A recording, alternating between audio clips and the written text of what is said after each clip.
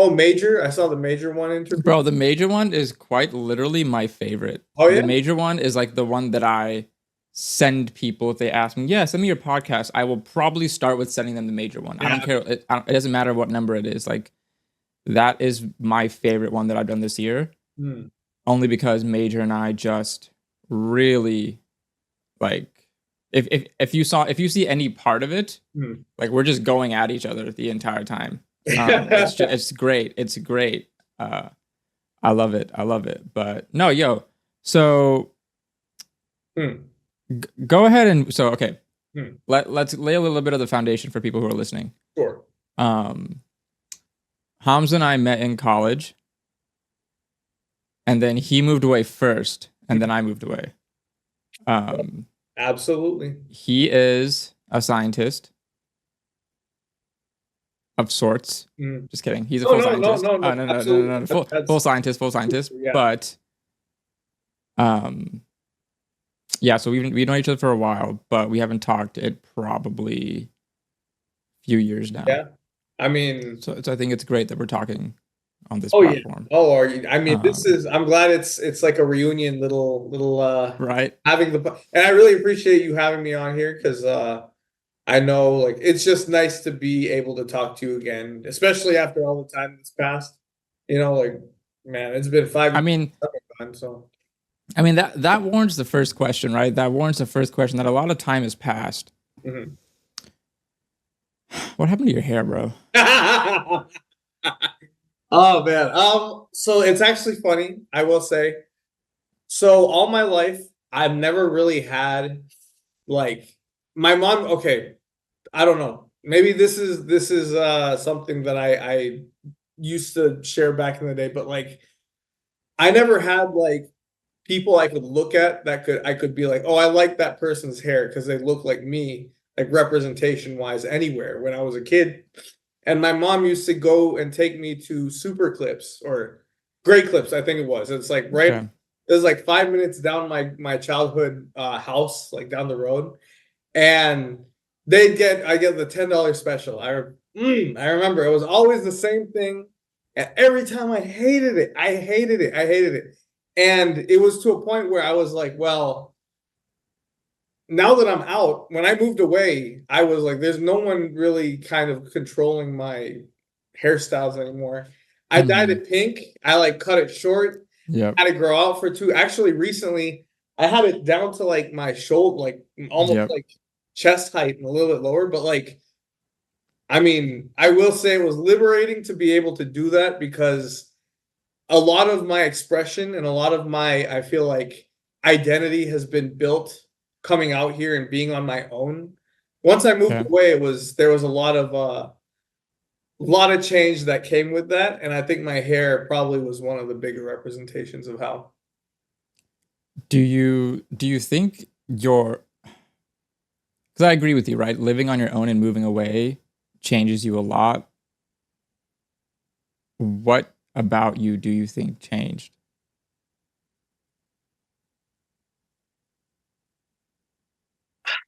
I think the two really main things were the ability to take change and recover from it, and the ability to take responsibility for things. Because so it's gonna be kind of like a little deeper. Maybe I mean I know we're just starting off, but No, no, no. now See, we're that's the gonna thing. I threw you a softball with the hair, wow. and then now we're here. I didn't mean to go deep immediately or No, no, no, no. You can. but I throw the softballs only because there was one time I was recording with somebody and I asked them a question at the beginning and they said I was a bit cold at the beginning and I hadn't like sat into the conversation yet. So if I'd had that question a little bit later, I think maybe I could have like said more. mhm. So that's why I try to do more a little bit softer, colder opens. And then when we get into it, these kind of questions can come up only if you're comfortable with I'm going that deep. yeah, no, So I appreciate that. please feel free. I feel like especially these last five, I mean almost six, yeah, no, 5.5 years ish. I It's nice to be able to talk, especially on like a platform like this, because I feel like with the history that we have through dance and how that has even affected the last 5 years of what people would think is professional or like, Right. what is more societally or like accepted by society as a, oh, more adult big boy job or whatever, and how that's been how that's affected me through that journey. I mean, I feel like an open book right now, bro. So I really it's like any of these questions, it really means a lot that you're asking in the first place. So No, no, I appreciate you willing to share. Let's talk about it then. mhm.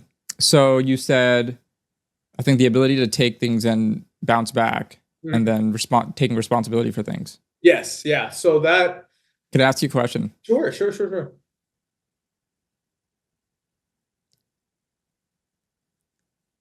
How's your tardiness? Okay, here's the thing. Life has beat that out of me. I'm gonna Let's say go. I I will say that, like, so I let's see. When I started at like when I moved away and I started my first job, I was running like 12-hour shifts sometimes. Mm, And I learned there that because it was basically what I was doing was testing drugs that were in the clinical. Some company would hire our company and they'd be like, "Hey, can you test one of our drugs in the clinical trials pipeline for XYZ?"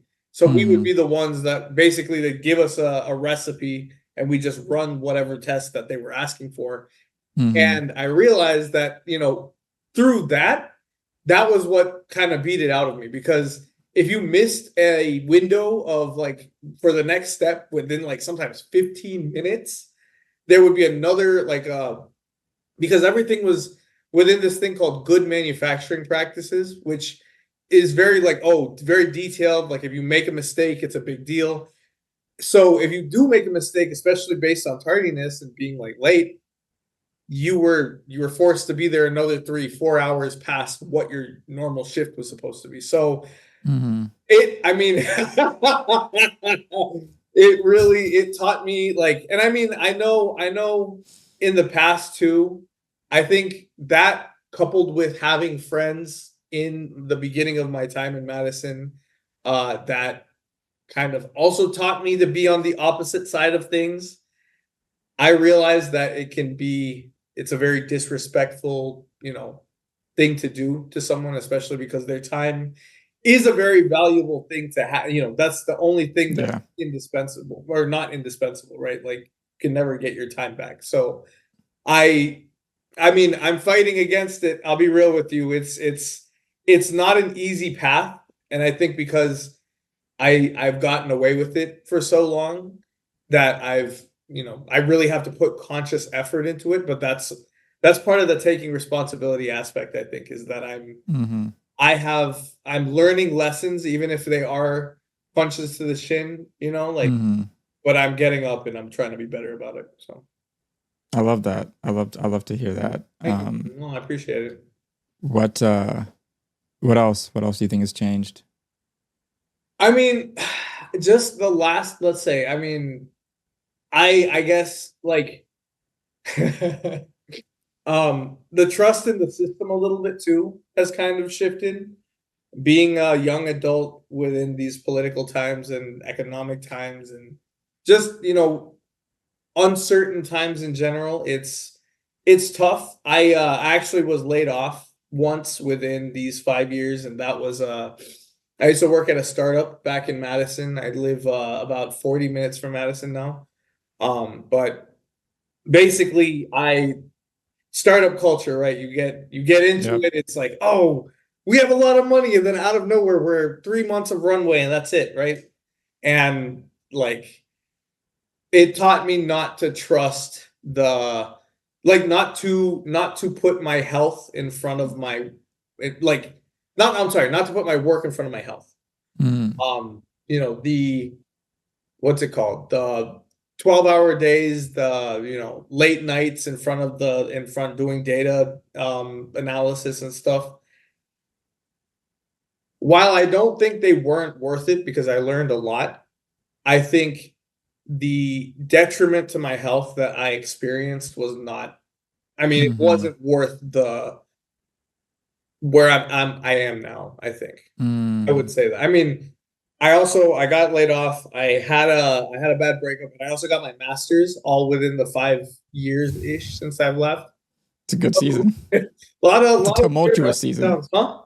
It's a tumultuous season. it's it's been a ride, I think, and I I miss Dallas a lot. I will say,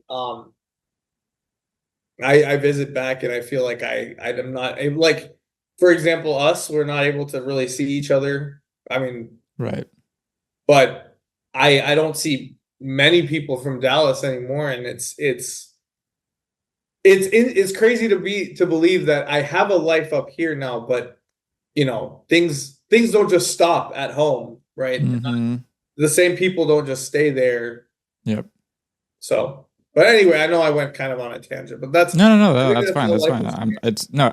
I like what you said. There's multiple things you said that I wanted to touch on. Actually, I think I do like that you have a support system up there. I think one of the things for my wife and I right now is not having that support system here to make us feel like, oh, we could stay here, Mm, like stay in this area. Because I mean, I work from home. mm, I also do all of my side stuff from home. mm, So the only if I have to go out, it's because I feel like I want to go work out, or we need to go get groceries, or when we want to go out to eat, or I want to go walk to the library. Like there's things like that, right? But it's a lot of solo activities or activities with my wife, mm, not a lot of group things, anyways. So I've made zero friends here myself, um, which I'm fine with because I still get on Discord with the guys back home at, like all the time, mm, and I still message people, and I feel like I as much as would in person contact with someone like be nice, and contact isn't like face to face interactions and friendly interaction with somebody in person would that benefit me? Yes, but it's not like tearing me down mm, just yet. mm, But you know, same with my wife. She has work colleagues, mm. but like they might move away when they end their residencies, things like that, right? There's nobody like here. That's fair. So that's kind of been one of those things where I think it's really important to have a support system where you are if you're planning to stay. I think for us it's like, okay, we don't know if we're staying or not. So it's Mm. like how aggressive do we want to be with trying to find friends and trying to find couples to hang out with and things like that here Oh, that makes. if we're not staying, if we don't know if we're staying or not. Mm, But it's like we don't know if we're staying, so we're not putting a lot of effort into making friends. mm. We're not putting a lot of effort into making friends, therefore we don't know if we're gonna stay. It's like Oh, it's like a it's like cycle. a catch It's 22 right yeah, there. yeah, yeah, a little bit, a Yeah. little bit. Dang, man. No, I mean, But it so, no, it's I love that. I love that you have one, and that's probably also why you don't kind of need to come back. In a sense, like you could be there and it's fine, and then you could come back and have fun, and you can go back and you could still live in between the two places. mm, For me, I feel like I'm still trying to be plugged in to Dallas because everything's there the basically. community, right? Yeah, no, that's Yeah, and I think we threw around the idea of what if we had said we instead of Dallas we stay in Austin, mm, which would be sick, mhm. Oh yeah, and it's not like you couldn't plug back in there too, right? I mean, right? you know. I would just have to turn on the social button. Mhm. I don't like turning on the social button, Hamza. I'm gonna be honest. I love doing the podcast. I love talking with people, but I don't love.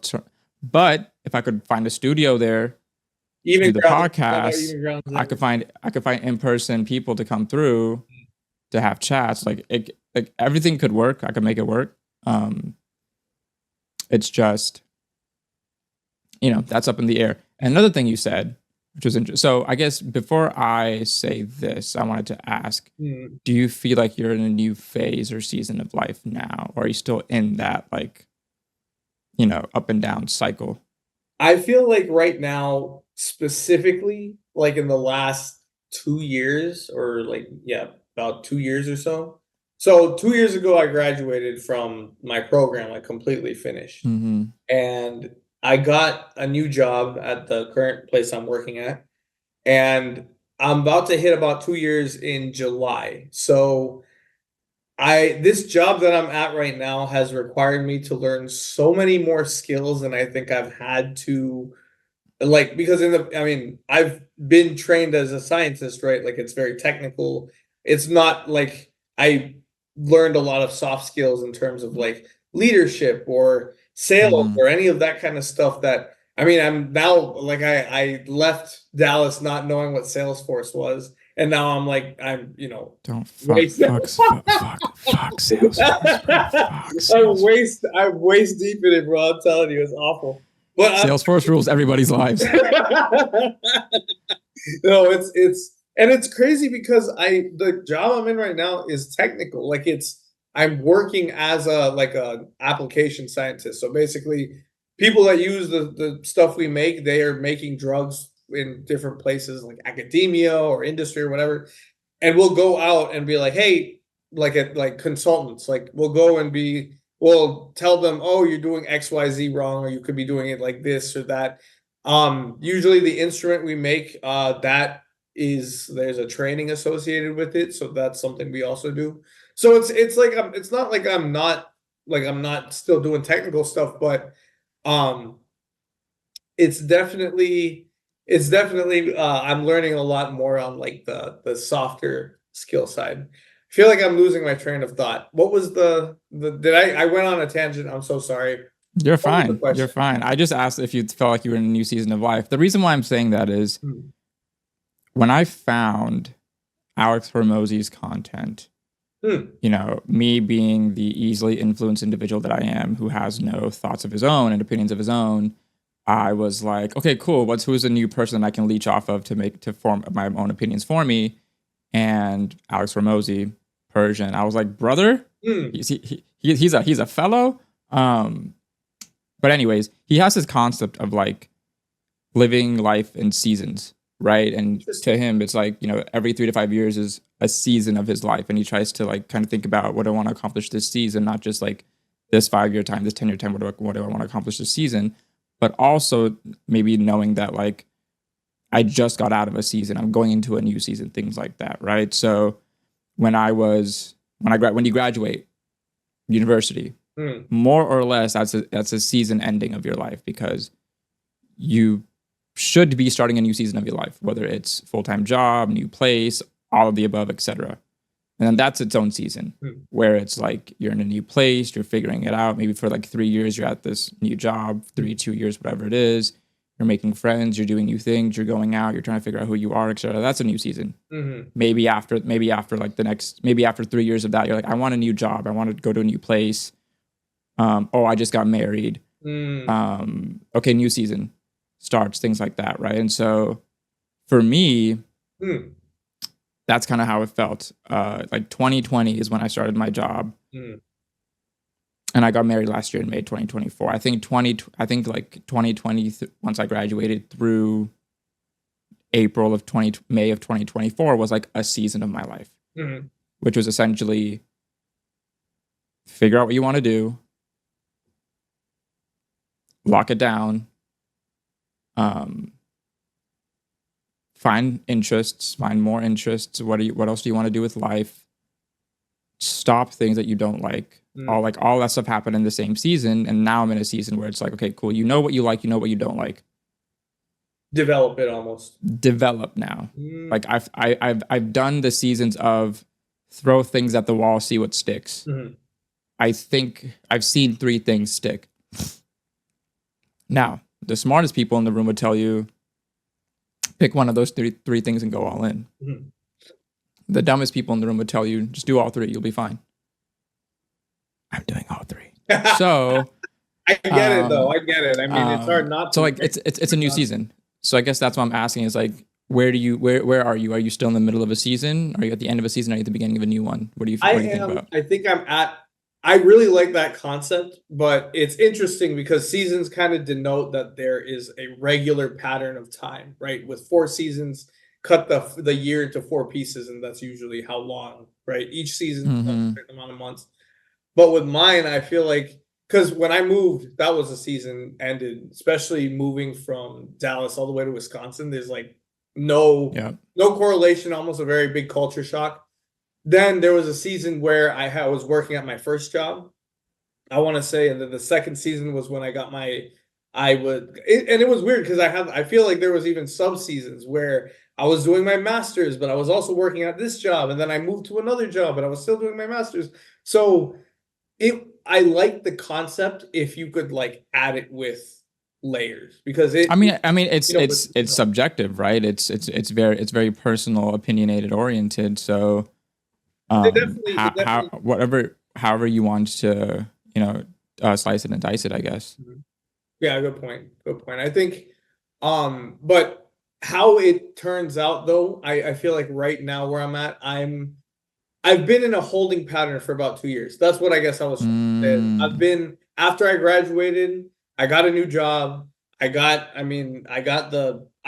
like, it's interesting because you talked about a support system a little while ago.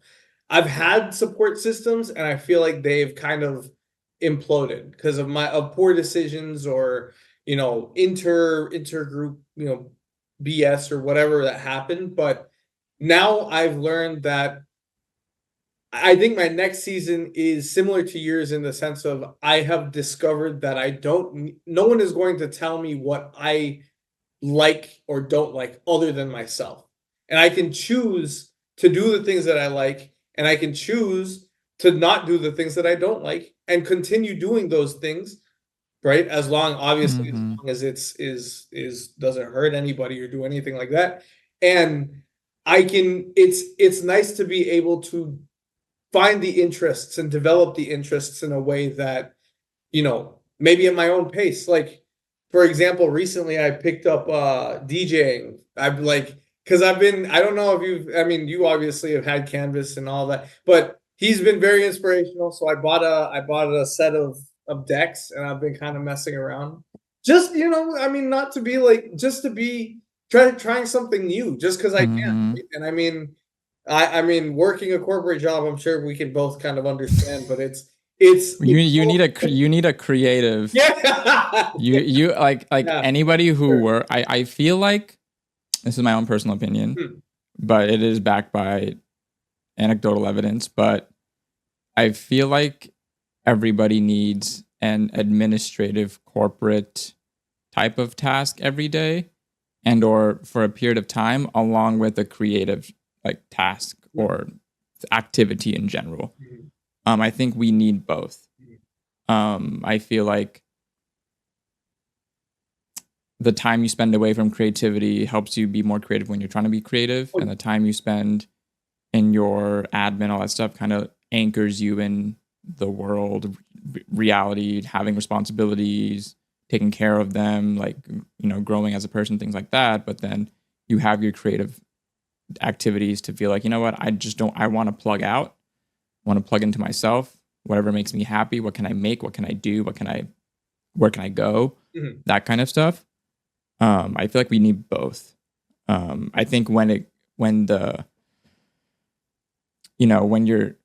heavily skews to one side or the other, I definitely feel a little bit worse.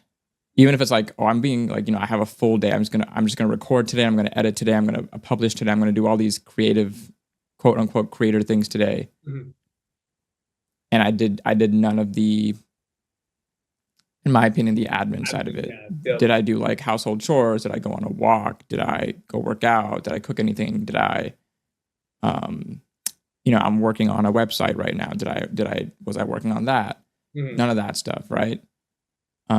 Which is to me a bit more technical, admin-y, less creative. If I sprinkle in both, feel great. If I do one over the other heavily, I'm like, oof. Oof. You see it and you feel it, right? In life. Yeah. Yeah. What kind of music are you trying to spin? House. I mean, you know me, bro.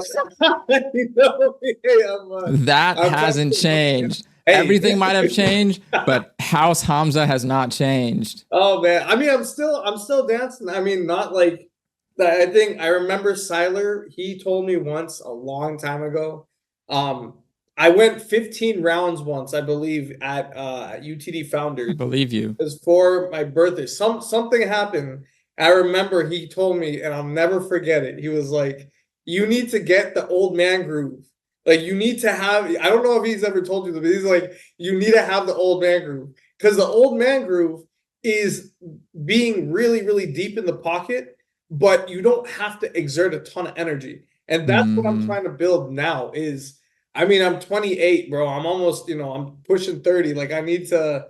I'm trying to be able to still, have the knees and stuff through my middle age. Or Listen, man, if we're talking about having good joint health in our late 20s, there's a problem. I literally I don't just know. talked Hey, to I don't I know. talked to Vinny yesterday, and I was like, listen, bro, my shoulders messed up, all these things, and I'm like, it's I'm only 27. I'm going 28 this year, and I'm like, I'm young. I'm not even Yeah, like, that's true. and I'm personally excited for our 30s because I very much buy into the concept of do as much as you can, work as hard as you can in your 20s, Mhm.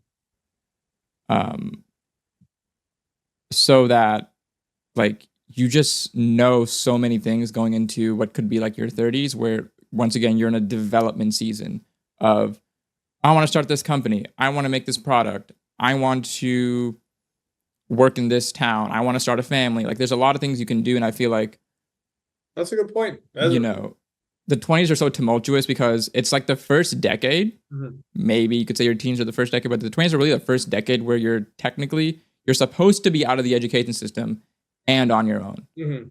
You're supposed to be away from mom and dad and or parental guardian figures and taking responsibility and accountability on your own. There are niche cases, stretch cases where that happens Oh, earlier for people. Mm. Um, that's when it's supposed to happen, right? So the 20s is always a transition decade. Mhm. It's really just how you use that transition. But the 30s are the first decade that you're like, this entire decade is mine. Mhm. Oh man, that's. Unless you have kids, Mhm.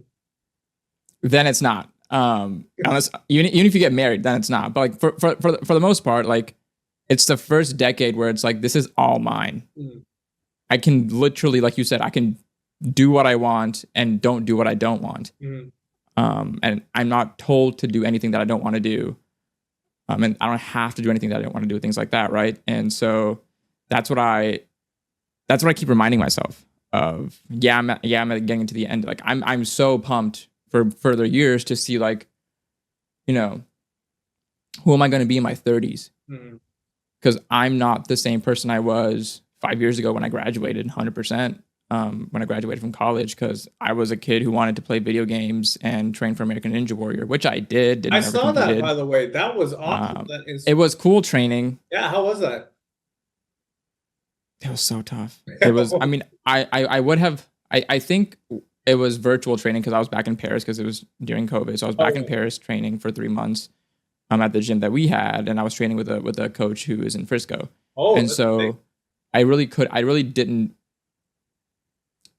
I took it very easy. Like I did the training, but I wasn't like, okay, cool. I'm training these days, but on the weekend I need to drive up to Frisco to like go to the gym and be in person, Mhm. or I need to like go get on these obstacles. I need to like be proactive with this, right? So it's like I kind of wasted the intention of I want to compete with this training. It was more so like how would somebody who would want to compete for this train? Mhm.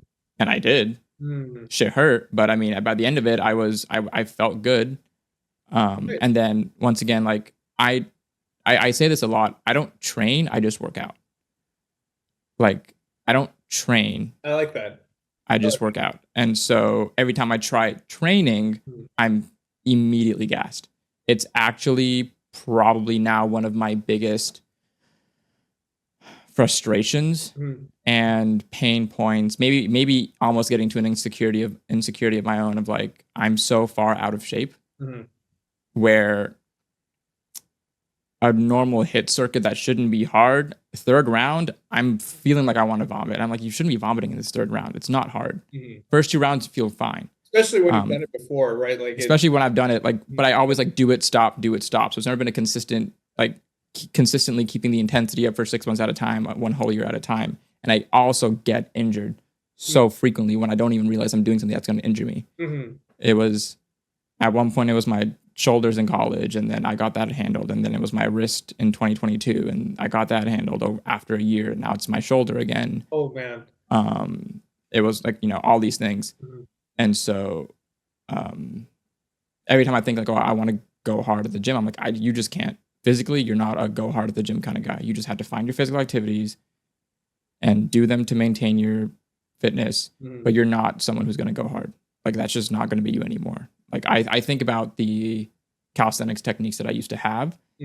Like, I can't do a muscle up, can't do a front lever, can't do handstands. I can't do any of that anymore. I lost all of that when my wrist got hurt. I can't even rock climb right now. I think I'm too scared to rock climb because of my wrist. And so the idea was to gradually build that up. Didn't really happen. Still gonna make it happen at some point. It just as you should, bro. Hey, I'm rooting. Appreciate you, big dog. But I mean, all that to say, I'm very excited for my 30s because I'm so curious. Who is Arch going to be in his 30s? Who am I going to be when I turn 30? Because I'm already feeling my brain changing right now. I don't know into what, but it's changing. And so it's like, okay, cool. My brain's changing right now. I'm about to turn 28. When I'm 30, because the biggest change right now is like family oriented. I keep thinking about parenting, keep thinking about children, not keep as in like, I want one right now. I don't. No. But we talk about wanting like starting a family soonish. And so it's like 2 years ago, I was like, no, fuck kids. Really? Fuck them kids. Damn. Okay. Shit. Not to the extent of like, oh, I never want them. It was just like, right now, no, they're not in my current time anywhere. Like nor my wife's either. Like we were both career oriented. We were both like, we want to establish foundations, finances, locations, etc. before we try. And so, but the books that I'm reading, the podcasts I was into, the things that I hear people say, it like, I've thought about parenting much more. I also started therapy. Good shit. Hell yeah. But it's got me thinking about all those things because I'm like, not trying to fuck up a kid. You really only get one try, and then you send them to a therapist once they're 25. So trying not to do that. But I'm excited for my 30s. Oh, I get that, bro. I mean, I don't know how you feel about this or anything, but I actually also started therapy too, moving to Madison. So it's interesting because I think we're doing the hard work of deconstructing whatever wounds or like traumas that we have. I mean, for me, I think a lot of it, some of it was generational, some of it was childhood, some of it was whatever, but understanding the pathways. And I mean, I definitely get what you're saying about books and podcasts. Like, there's a book called Your Body Keeps the Score by, I don't know his name, but I'm not remembering his name, but it's a very, very good book. It's about trauma and how scientifically it relates to how your body, it literally keeps you trapped mentally, and like how your body feels, it keeps you trapped within that trauma. So whatever triggers you get in that you experience in the environment, it will bring you back to that spot, and you will feel like you are experiencing that trauma once again. And that's something that was very insightful to me, because I think that helped me explain a lot of like, okay, well, now if I can understand the pathways back to when it happened, then at least I have an understanding of,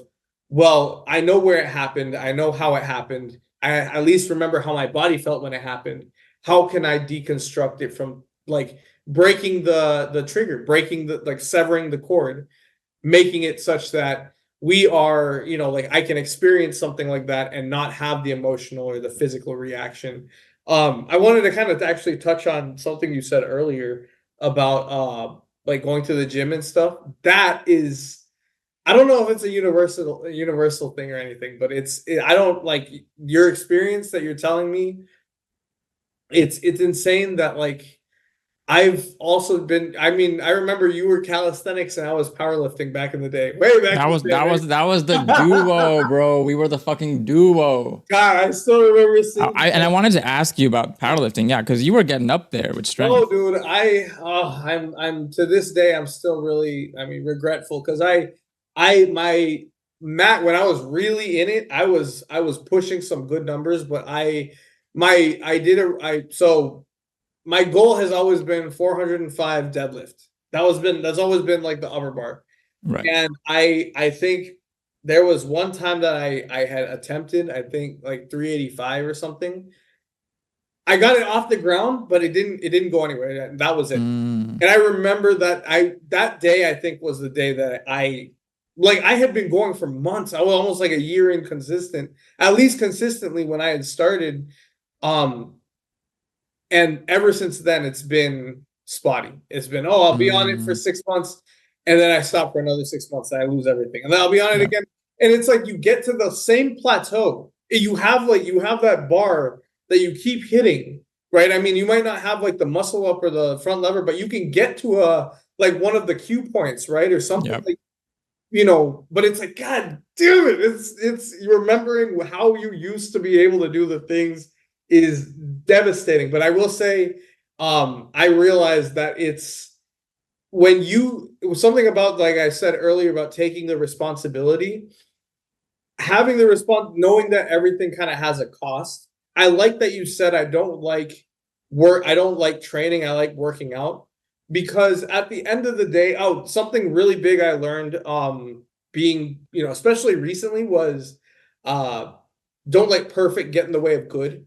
Because Hmm. something I'm trying to be aware of and like get away from to help me in the gym and help me get my hobbies back up and help me do the things that I might not be forced to do because I need a paycheck or something else Sure. is just do it. Even if you suck, even if it devastates you that you're not at that point, at least you were in there that day, right? Like, Yeah. especially I can only imagine with injuries like that, you know, it can be really difficult. I remember I mean, not to relate or anything, but I when I was in college, I remember tearing my meniscus and they gave me like 6 months. And this was right in the middle of WAD season. Yep. That was how it was, either WAD or Goodfill season. And they gave me 6 months of no dancing. And I said, I mean, I kind of F it and I just did it anyway. Horrible idea. But I learned my lesson, right? So Hmm. I don't know. That might not be an example of what I'm trying to say. Well, no. I think it's fair, right? I think it's fair, and what you were saying of like, you know, the cycles of like, I'm on, I'm off, I'm on, I'm off. The whole goal is to at some point you don't have to be off. You just have to be, I'm high and I'm low. Mhm. So it's like, okay, at 6 months, I'm going to the gym 5 days a week. Mhm. Therefore, I'm hitting numbers, I'm increasing whatever it is. Okay, this next 3 months, it's going to be very work life intensive. I can't hit the gym Mhm. 5 days a week. I'm not going to not go, reduce it to 2 to 3 days, do more full body days, less sectional days, switch up like the workouts you're doing to accommodate that 30-minute, 45-minute workouts max, that kind of stuff, and then you get on with your life. But I think the hard part is us feeling like it has to be like this or it can't be at all. Mhm. That is something that I've struggled with a lot when I'm even now with content of get it out. Well, when I first started, it was just get it out, like record it, Mhm. post it, record it, post it, just get it up, get it out, Mhm. because I'm not gonna know what's good and what's bad until I post it and see like that doesn't look good. Mhm. And now I have the feeling of like you posted something that was really bad, so don't do that again. Mhm. Um, Mistakes happen, issues happen. This year I think I've re-recorded more videos than I have ever, because this year I was like, okay, cool. You know how to do all this stuff. Like knowing how to do it is done. I spent 22, 23, a little bit of 24, but not much of 24 because I quit all of content in 24. Mhm. I spent all that time knowing what to do, but now it's okay. Now I can make it better. I was doing it now I can make it good. It's not great yet, but I can make it good. I think I fall into the trap of what's the point sometimes. I think that's the trap that I fall into, is like, I could just not do this and probably be a much happier person. I could quite literally stop all of my content and be a happier person. Why do you think that? Because part and parcel with trying to be a person online is dealing with, I made something, I put it out there, no one sees it. I don't know if anybody sees it. And especially with what I'm trying to do, it's heavily tied to feelings of growth or not growth. Am I growing as a creator? Am I not growing as a creator? Are people actually liking what I put out? Are they not liking what I put out? I've been doing this for so long. Why am I only still here? Like, why do I feel stuck? Is there any point in me continuing to do this if more often than not, I feel bad about putting something up, or I have to like tell myself, don't worry about how it does, because I'm not going to do well anyway, move on to the next one, just to like curb my expectations. Therefore, I don't feel disappointed. Like, if I don't have to do all of these things, I would just work. I would read my fun books at home. I'd talk to friends online. I'd play video games. I'd go to the gym, come back home, live a very normal life, as they say. So why do you, I mean, if you don't mind me asking, I don't mean to flip. Go ahead. No, go ahead. But why do you, I guess two questions. Why do you continue to do it? And what made you come back? Because I mean, you know better than I guess, or we both probably know it pretty well, but coming back to something is, in my opinion, I think it's mentally, I tell myself that it's easier, but it's harder to keep rolling the boulder up the hill, I think, right? Like getting it started is always it's the first step is the hardest part, getting off the couch. I remember my sister showed me this David Goggins podcast, and they were like, oh, the hardest part is looking at my running shoes and being like, I need to put these on, right? Like that's the hardest thing. So what about the content that you make now, like what's the drive? What's the engine behind wanting to create it? And was it the same motivation that got you to come back after you stopped making content? So I'll answer that in a couple of ways. I started because in my head, and this is the exact framework I think I have for life, and I'm kind of just sticking with it, is I told myself it would be cool ...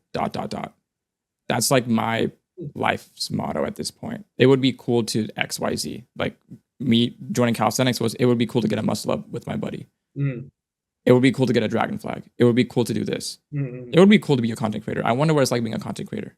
Because I had a buddy who streams. I have a buddy who streams, and he was, I love what he's done with his platform, his community, etc. He's had his own struggles with like streaming and his effect on health, and he's an absolute health nut. So his thing is his priorities are just like so different. But seeing that, I was like, I want to be like, I wonder what that's like. Streaming versus creating content to post online is a little bit different, like video based versus more continuous on camera based. But I was like, I wonder what that's like. It would be cool ... And people always say like, it's really not that hard. Just start the channel and it goes from there. So that's why I started it. Knowing full well that I've never picked up a camera in my life in that sense. I've never recorded myself ever. I never liked the sound of my voice. I don't know what lighting meant. I don't know what mics, like what good audio was. I don't know what good storytelling is. I just wanted to talk about books online with people because I don't have that in my real life. At that time, I didn't have it. For the books that I liked to read. Of course. And I was getting back into reading because I had spent a lot of time gaming, and I definitely had my fair share of dumping money into gacha games. That money did not need to be dumped into gacha games. I cut that off very soon once I a bit too long, but sooner than most. Awesome. There you go. That's good. That's awesome. And so, that was a dub. But and this is a side tangent, but I definitely believe in, or right now I'm believing more in, it's very hard to stop something. It's much easier to replace it. So I replace that gaming time, that gotcha time, that like watching YouTube streams time with reading, recording, posting. But that has its own curse in and of itself of I posted this, I have to post it everywhere because I need to get it to everybody, which means I can't just put it on YouTube. I have to put it on all these social platforms. I've never been good at social media in my life. Therefore, I don't have a platform. I don't know how to use it. I don't know what to say. I don't know when to say it, how to say it. I don't know what looks good. I just know what like I want to say and what I want to post and everything. And so right now, what I've struggled with is, or in 2024, when I stepped away from it, it was because everything got too much, right? We were prepping for the wedding, busy season at work, thinking about moving or planning the move. And at that time, Fableware was still a thing, my clothing brand. The podcast was a thing, and the book channel was a thing. Because after throwing so many things at the wall, those are the three things. I wonder what it's like to be a content creator. I wonder what it's like to start a podcast. I wonder what it's like to do e-commerce. I just ended up, wanting to talk about books with people who maybe like the same books as I do. Wanted to talk about life with people because I like ruminating and thinking about that. That's fair. And I like I learned that I like talking. As much of an introvert as I've been in my entire life, I learned that I do enjoy talking. Public speaking is so easy for me. Nice. So I was like, I like talking. So, it would be fun to have a podcast. Let's just start one and see what happens. That's fair. Man, what a skill to discover. That's awesome. That, that's. Yeah. And all these are like skill building things, obviously. But, I was also like, okay, now, how do people do side incomes? What are side hustles? What is that? How does that work? What would I be able to do as a side hustle?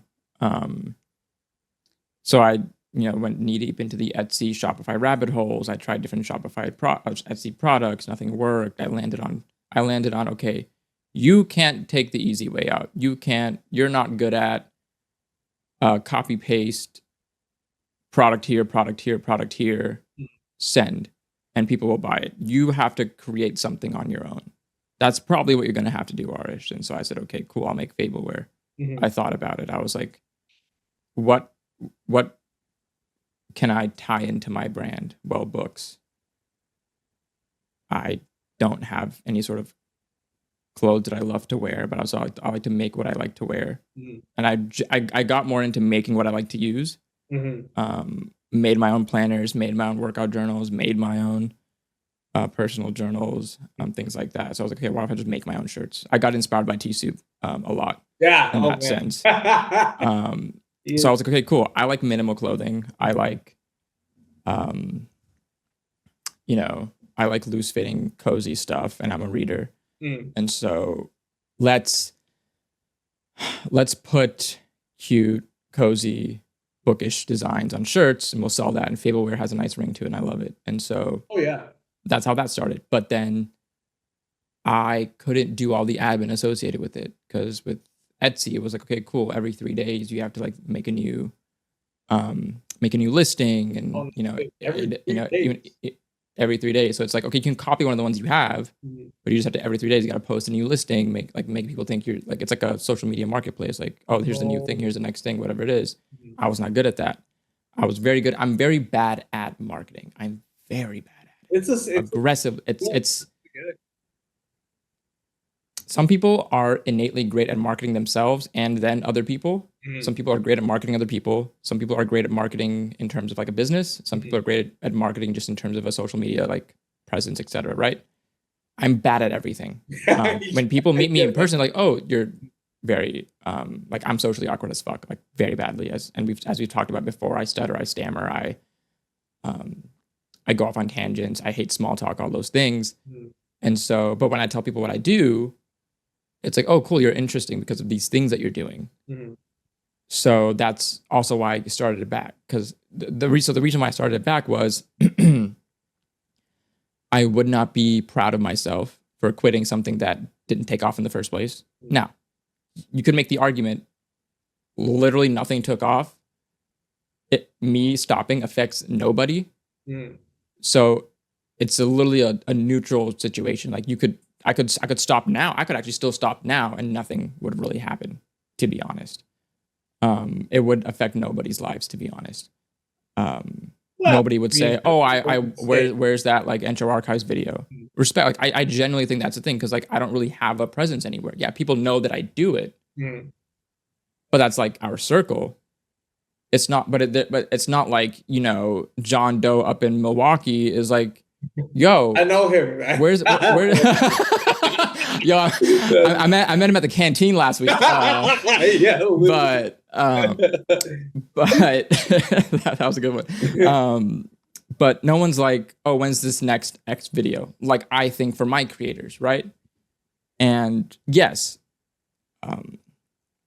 but I don't want to get. That seems like a very easy way out, and I just don't think I've tried hard enough. I've tried very hard, aggressively hard. Maybe I haven't tried hard enough. So I feel like as long as if I haven't tried hard enough, I can't stop.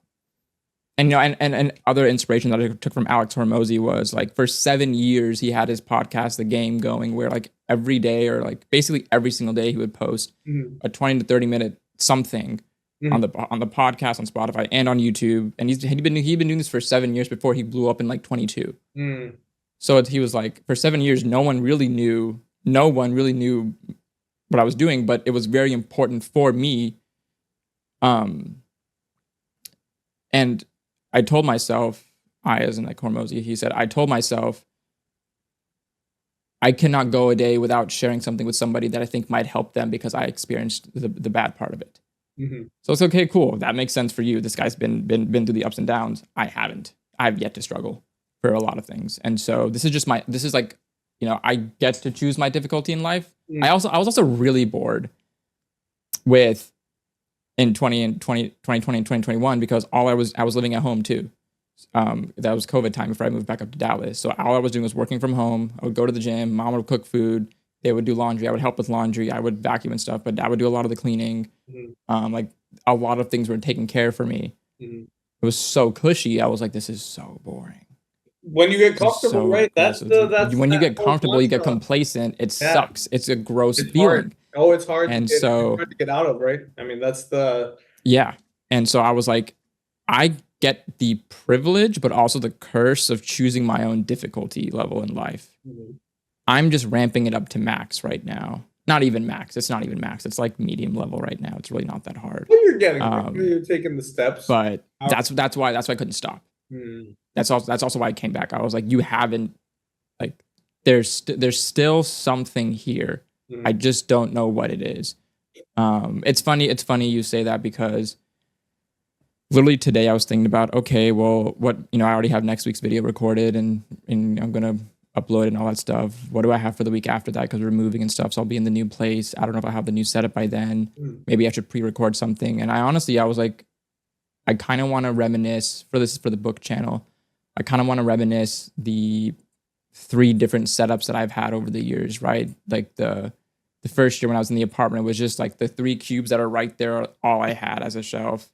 And then the house was like 1-2 bookshelves in the back and all that stuff. And that was a fun setup. And now I have this thing going on here because I understand lighting, space a little bit more. The next place we're going to, I get to do my own setup there. It's going to be different. It's going to look different. I'm hoping it's going to look also really good. Nice. And reminiscing on that. But there's a really small part of me that wanted to talk about, like, this might be the last year that I do anything for the book channel. Because I'm like, it's no one's watching. Well, there's people watching. It's just, I feel so uncomfortable fighting algorithms. And I'm like, like every single video I think about, how do I have to say this for people to listen to me? What do I have to do for people to listen to me? How do I have to frame it for people to listen to me? What do I have to talk about for people to listen to me?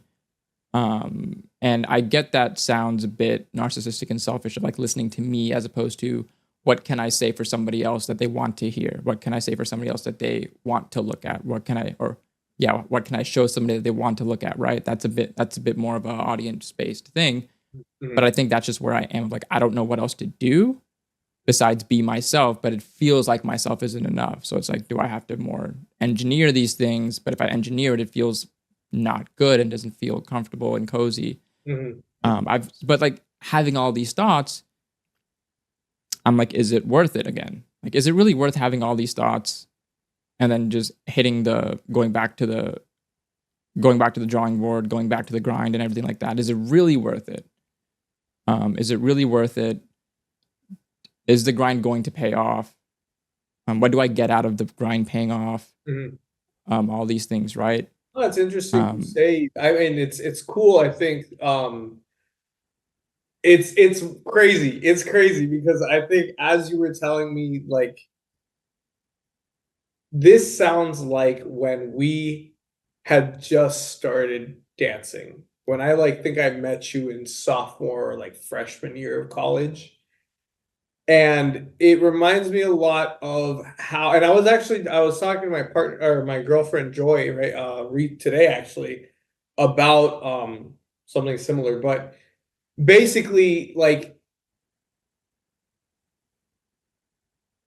you could replace the questions that you're asking with like, at least to me, if someone was asking me something similar, why did you want to dance? I mean, it was hard. You remember when we did like the process? God, well, though I I still, wanted to quit dancing because of choreo, right? It's just yeah, I yeah. found my love in freestyle, not But like choreo. that's kind of but that's exactly right. Like you were able to find a reason to keep dancing. You were able to find a reason to keep doing. I mean, because it was hard. Holy fuck, it was hard. I still think to this day, how did I even get? I mean, past college, like I having practices from 7 p.m. to whenever Kevin felt like.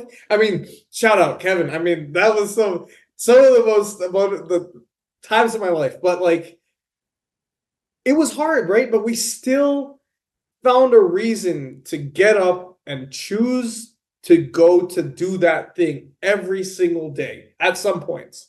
And I think, and it's interesting because you how you're talking about your content.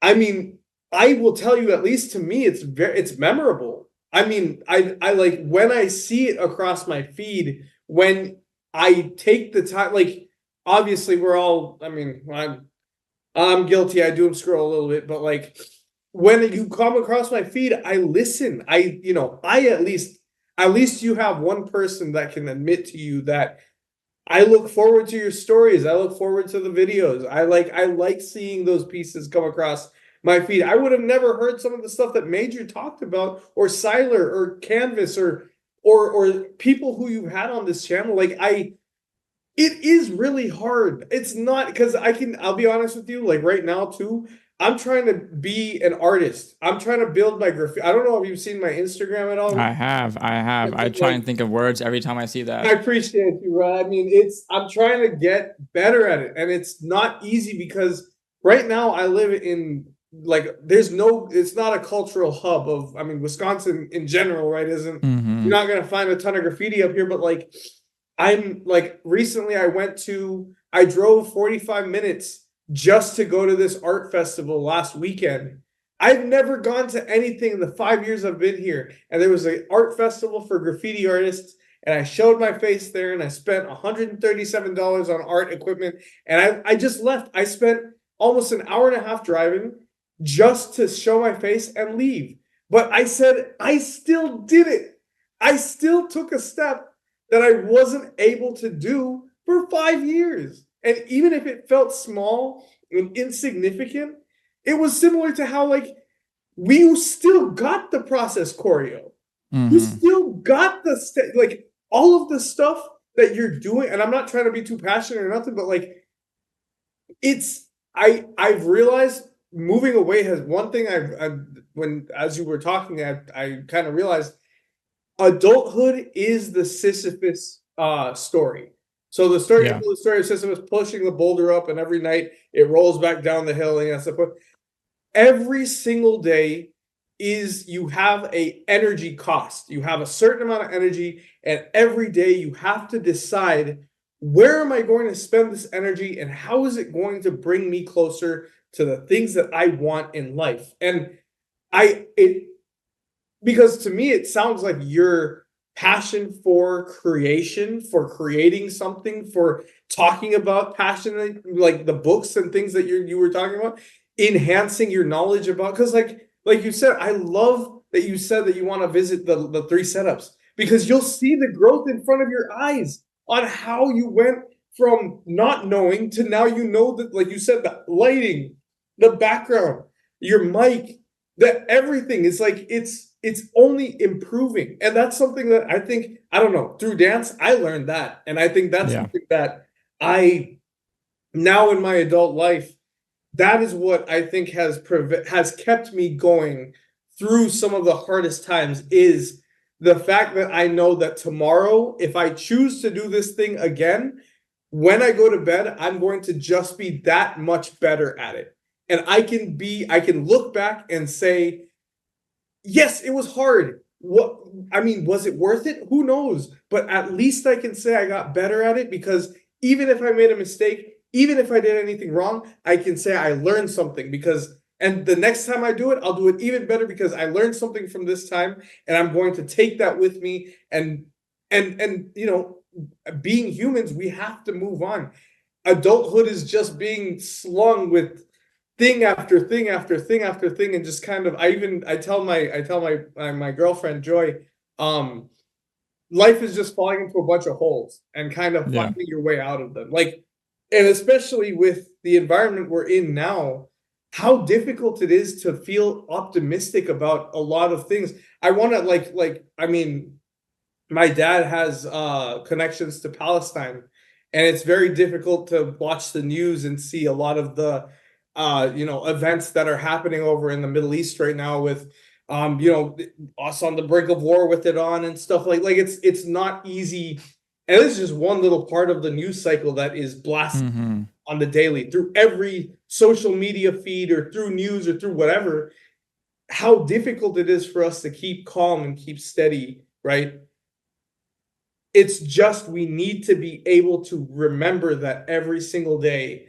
If we chose to spend the energy on something, we always are going to get something back, because you've either learned a lesson or you've achieved a small goal, right? I mean, I don't know. I just want you to know, it's memorable to me. I think the fact that you've kept going and doing a creative outlet is something that, especially working in the corporate world, I can tell you, because I understand to an extent, right? We're in different fields, but like, being in the corporate world and having to navigate not only the work in front of you, but the office politics and the corporate hierarchy, and you know, like everything down to the dress code and things like that, it's hard to maintain and also be true to yourself and have a creative outlet and be able to express yourself the way that you want to be able to, and be happy and confident with that.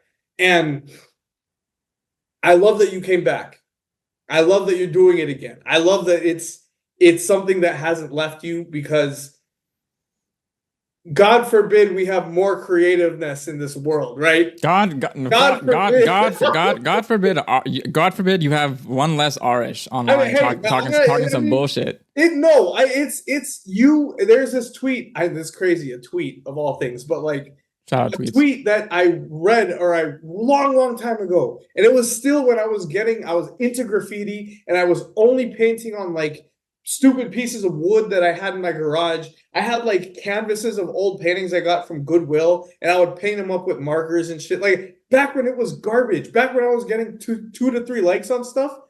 And I read, it said, even if you are getting 2 to 3 likes on a post, or 5 to 6 views on a song, or whatever, art needs to exist. There is, you know, as humans, as people who process at higher levels, we need to be able to create, because someone will connect with that.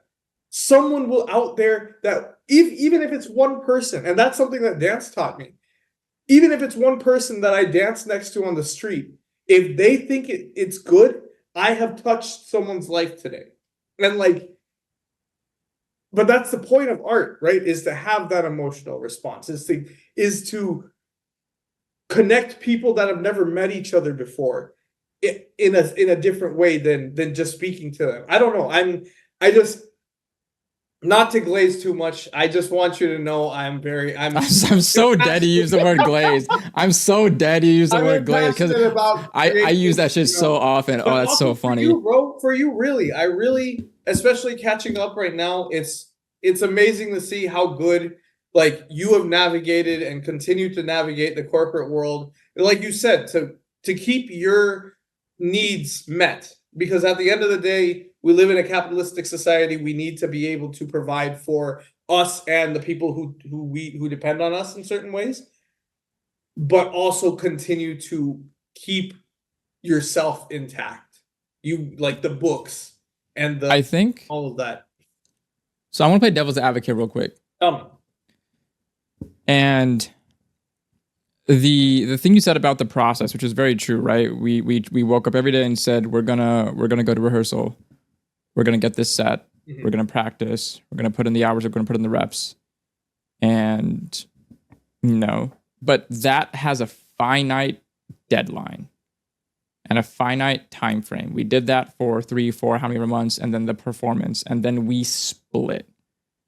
Yes, can I message Katie or Janae or anybody else, not to name drop randomly, can I message Kevin at any point in time, or like, Saunders or anybody, like, and still be friendly? Yes.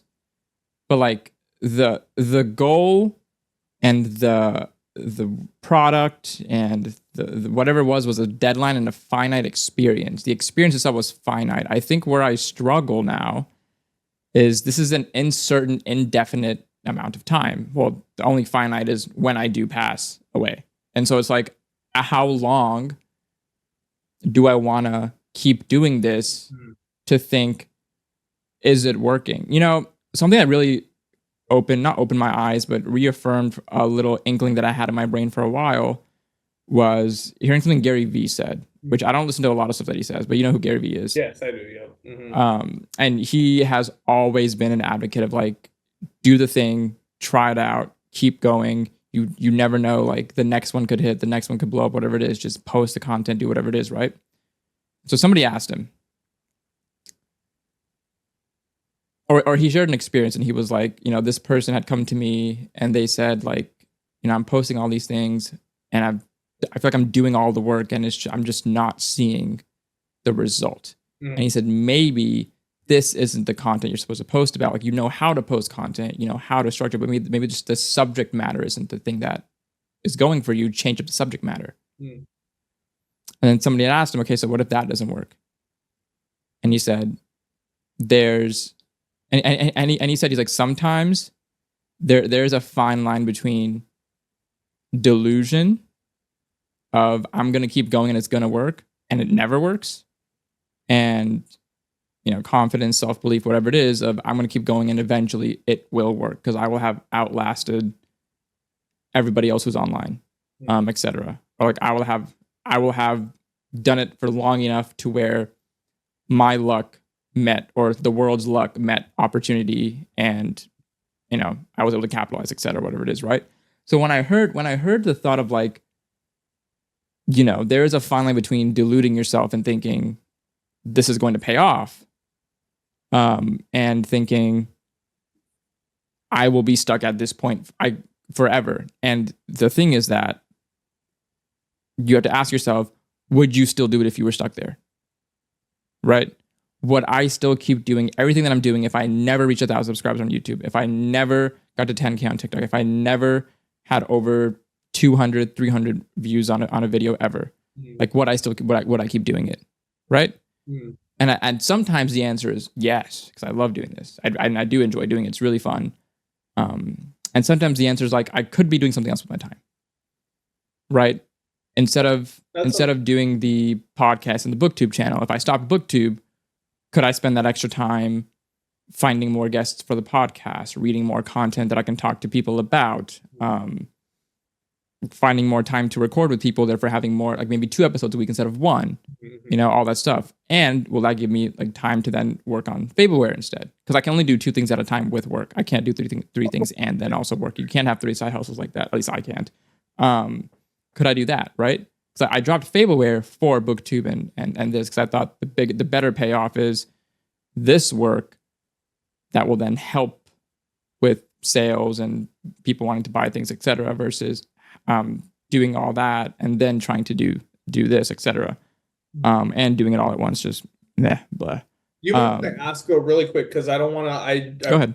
Remember, not to before I forget my question, but what do you like to do the most? Like, out of all of those things, the book channel, your Fableware, all of it, which one brings you the most joy? Because I guess my more of a question is like, what makes you say yes more often than no? It's not worth my time. Like, which one of those activities would you say makes you like? I like to think of it as like, which one of those activities, if you had to wake up at 3 a.m, would you be the least annoyed doing? If you had to wake up at 3, or if it was like the most enjoyable activity, even at its hardest, more or less. I mean, as of right now, I want to say the podcast, only because I'm waking up at 3 a.m. and I'm talking to somebody, which sounds fun, depending on the person who it is. So if it's a person that I've chosen to talk to, that sounds exciting. I haven't had many occasions where I'm waking up early to record a video for the book channel. Have I woken up early to read a book? Yes, I read 13 books in 13 days in May. Like, I'd love to devour books. It's just when I turn on the camera, I'm like, what am I supposed to say about this book? Interesting. What do I want? And I do default to what do I want to say about the book, and then I listen to my recording back, and I'm like, did I really talk about this book? Like, what did I even say here? Kind of thing, right? And so I think I constantly think back to, and no, I do enjoy this conversation because it's fun to do these little brain teasers about our literal activities that we're doing right now. But I think back to like, if I were to stop posting, doesn't really matter, because like I stopped posting on Instagram. I really only do TikTok and YouTube right now. I just started going back on Instagram and posting things. Didn't really matter. It's not like anybody, once again, it's not like anybody's thinking, where's the next intro video? Now, if they are, and I don't know it, that's in and of itself. I don't want to assume that someone is thinking about me. Therefore, I think I default to nobody's thinking about me.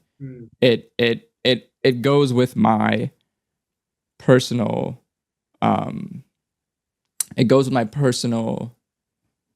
opinion that low to zero expectations is one of the keys to happiness. You expect nothing, you take everything at face value, and you accept whatever you're given, and therefore you will be happier. And so, I usually default to forget every single metric and just keep doing the thing. Eventually it'll work, which I'm seeing fruits of labor working. It's just, it's very, very up and down. And so I just thought to myself, what if I just stopped? What if I just made this the last year that I do it, at least for now? What if I just stopped for the next 2 years and didn't post anything about books until I maybe go back to Dallas, and did the podcast and went all in on the podcast, and still get the Shopify store up for Fableware, bring that back, get the new design set up, push that. Okay, well, now I don't have a place to sell the clothes though, because I had the book channel, and so I'm like, okay, well, I can't. I've spread yourself too thin, right? I mean, you don't want to do that. Well, no, I've tied things together to where it's like it would benefit me more to keep going and keep eating glass and keep going and keep feeling like this. Because when things align, things will align very nicely. It's just things will not align for a long amount of time. So it's something that I heard Alex Hormozy say last week when I was listening to his 4-hour podcast with Chris Williamson, which one day I think I'll be out. I think I will have a 4-hour podcast, and it'll probably be with Major. But he said, he doesn't like the phrase work smarter, not harder, because he was like, at my level, everybody's working hard and everybody's smart, which means the only thing to do is work harder than your competition. Because he's a businessman. So he's like, everybody's smart at my level. So it's not about working smarter, it's about outlasting them. They work for 8 hours, I work for 10. They work for 10 hours, I work for 12. That's just his mantra on it. But you know, it's something that I juggle with. Am I working too hard and I'm not working smart enough? Oh, I tried to do the smart thing, but now I feel like I'm not working hard enough. Do I need to work harder? All these things, right? It just the things that somebody like me who thinks a lot has to go through. Oh, that's fair. Oh, I wish I didn't think as much. I really do. I wish my brain wasn't as active as it is, as hyperactive as it is. But it is. And that was a long segment of just me, and so I apologize to the listeners out there. No. The idea is to make this about Hamza, but now it has become about me. But I hope you really enjoyed that emotional segment of Hamza's, because I enjoyed that in college for about 3 years, and that was I was literally just sitting here like this. I was like, Yep. You know, bro, I was always that guy, but fortunately, I think I would say it's tempered. Life has really gotten me more, and I think when 25 hit and my brain fused together, your frontal lobe just like fucking I woke up formed and again. Click, pour more money into my 401k time, right? So yeah, I want to just really quick mention, like, it's interesting because I feel like if you had talked to me 3 years ago, I would have been 100% RSG or like I'm not trying to. I'm just kind of giving my own personal opinion just for what I've kind of gone through with again my own experience in the corporate world, but touching on what I said a while back, but like I think I've learned that it's important to know if you're trying to chase the destination, what does that look like to you? Like what is success for your content mean? Like does it mean a number? Because with a number you can always have a higher number, right? You can always get, maybe you said 1,000 subscribers. Well, what about 2,000? What about 5,000? Once you hit that, 10,000, 100,000, right? Like it's always a number. Is it a feeling? Is it a guest? Is it someone like and the reason I'm asked all of like about like what makes you happy is because as stupid and cheesy as crazy as that is, the thing that I learned the most out of being in this corporate junk like hellhole, because it's a hellhole. I'm just gonna like I might have a hot take about it, but hot takes with Hamza. Go ahead. New segment. Like it's hard as a creative person who is even if you haven't like to some degree said, "Oh, I am a creative person," because it took me a long time to accept that about myself. But as a creative person, it's so hard to fit into the mold that corporate America makes you fit into. So having like, I think what my whole gist is that it's the journey, right? Like that, to me at least, it's always been the destination was get my master's, get a good job, find a good partner, and have a place I can settle down. Have a good money, like a good financial bank account, have a 401k, and there you go. That's the goal. Well, now I have all of that, and I'm still not happy. Just personally, I have 2 cats. I'm very happy and comfortable with the life I have right now. Thank God I'm the work that I've put into the late nights, all of that has gotten me to a point where I can say this is and especially in the times, this is a good place to be in life. But I like once you get to that goal, and it's crazy because even now I'm thinking about, and I mean, off the record, but I'm thinking about changing careers in a way. Like that's something recent. Like I'm at a point I feel like where one chapter is sort of closing and another one is opening. Oh, so you're coming to an end of a season of your life now. I Oh see. yeah, oh yeah. You're That was kind of, starting a new season of your life. I see. yeah, exactly. This it was winter and now it's spring, I would say, because it's like I thought once I got my master's, okay, done, finished. That was all I need to do. My education is finished, it's complete. I don't have to go back. To an extent, yeah, that's true. But as much as I love what I do right now, would I wake up and do it at 3 a.m.? No. And I want to be able to, I don't care if it pays me less. That's the thing. I don't care if it pays me less. I don't care if I have to, like, if parts about my life that the life that I live right now, eating glass, make it like the parts that make, well, sorry, hold on. Me eating glass has helped me be financially stable, has helped me gain a life that I'm proud of, but I'm still eating glass every day. And I think I've realized that even though I'm at a point where no one else around me thinks I'm eating glass, but I'm still eating the glass. I want to, even if I'm not, super shiny rich and oh, look at all the money that I'm, because I mean, being half Indian, I don't, at least on my, with the culture that we're in, it's always, oh, you got to be the title and the money and the salary, and that's how they compare you to other kids, right? It's been, at least for me, it's been drilled into me since I was born, since I was conscious about, what. Since you could understand words, you could Exactly. understand titles, Right? It's and the compensation doctor, levels. engineer, lawyer combo. You get it. Yep. You understand what I'm trying to say. Yep. Right? Like, and but the thing is, I just want to do something that makes me happy, that I can get up every day and I can eat. And that's what, like, my art stuff, I'd love to make it. I'd love to be able to get to a point where my art is the only thing that's supporting me. Even if it means that I lose a lot of, like, the financial stability I have now.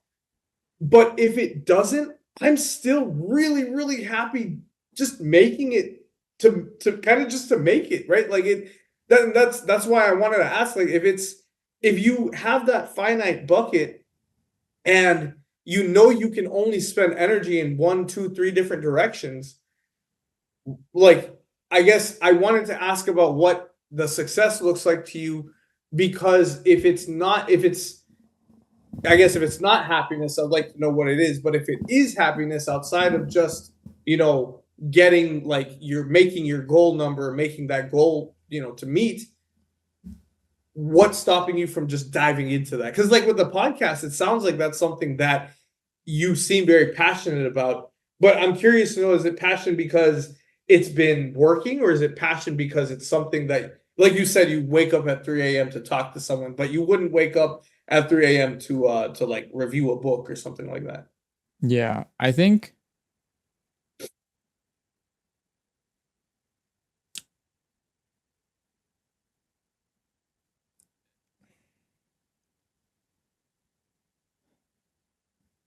I limit myself a lot in the book channel unknowingly, but on the podcast channel I feel a little bit freer, which is weird because I would think I would limit myself on the podcast channel because to talk about things specifically that aren't books and talk to people that necessarily aren't, I'm not going to talk to my book channel, etc. Like there are no restrictions on this one, and this is one that I also put time into, etc. All that stuff. I restrict myself on the book channel. I think I'm fighting myself right now because I've given myself a restriction that says until you hit 1,000 subscribers, you cannot have a guest on that channel. You won't be talking to anybody on that channel, on the book channel. It is a solo act. Interesting. Because one, it's where I practice new ideas and feel creative, right? Whether I'm shooting outside, I'm shooting at here, I'm shooting at different angles, I'm doing skits, all that stuff happens on the book channel, which is fun as fuck when I think about it. And when I think about doing it. And I think the problem is I keep thinking that this video is good. And when it doesn't perform, It's okay, cool. Next video. But what am I supposed to do next? That's different than the other one that's gonna do well. Mhm. Right? Like, and I see what all you're that to say, saying. I've told myself, like, until you hit 1,000, until you hit consistent viewership, until you hit monetization, when you can be sure that you are going to provide somebody value on that channel, you can't have anybody on. Now, there are people who have started their channels with interviewing authors and things like that. Maybe if I started interviewing authors right now, I could hit 1,000 before the end of the year. First, maybe, honestly. But to me, like, my goal is knowing that I've created a great product, deliverable thing that people like. That's me. Mm-hmm. And I can share now, like, hey, guys who have come here for me, come look at this author and come see this person that I'm talking to, and know about them and read their book and all those things. Hey, remember that book I told you about that I really like that you picked up? Hey, here's the person who wrote it and they're super cool. I want to tell you about them. Mm-hmm.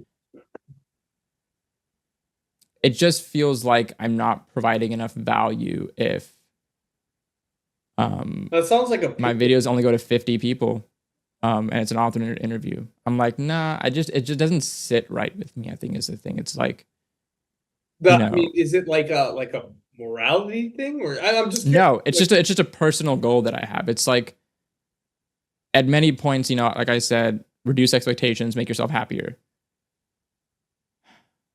I could compromise with myself and say, hey, listen, instead of waiting for 1K and then doing the thing, you could do the thing and get to 1K faster. That's the smarter thing to do, to be honest. 100% is. And I could ring up at least 10 authors that I think would be down to have a chat. That's 10 videos right there. And I could cycle that in easily. But I'm like, but if I don't have the authors on and I put out a video and it gets like 30 views or doesn't do well, or what are all the doesn't do well in terms of metrics or whatever it is, right? I'm gonna feel like, okay, well, now I have to rely on people, like the people that I'm bringing on to make a good video and have people watch. Okay, then that's a slippery slope, because then do I choose the indie author who is just a debut author and has no presence online, or do I choose a more established, traditionally published author who has books underneath their belt and people know them, and that's good for like visibility and things like that. That's good for like people like knowing who they are, etc. And then I don't want that, right?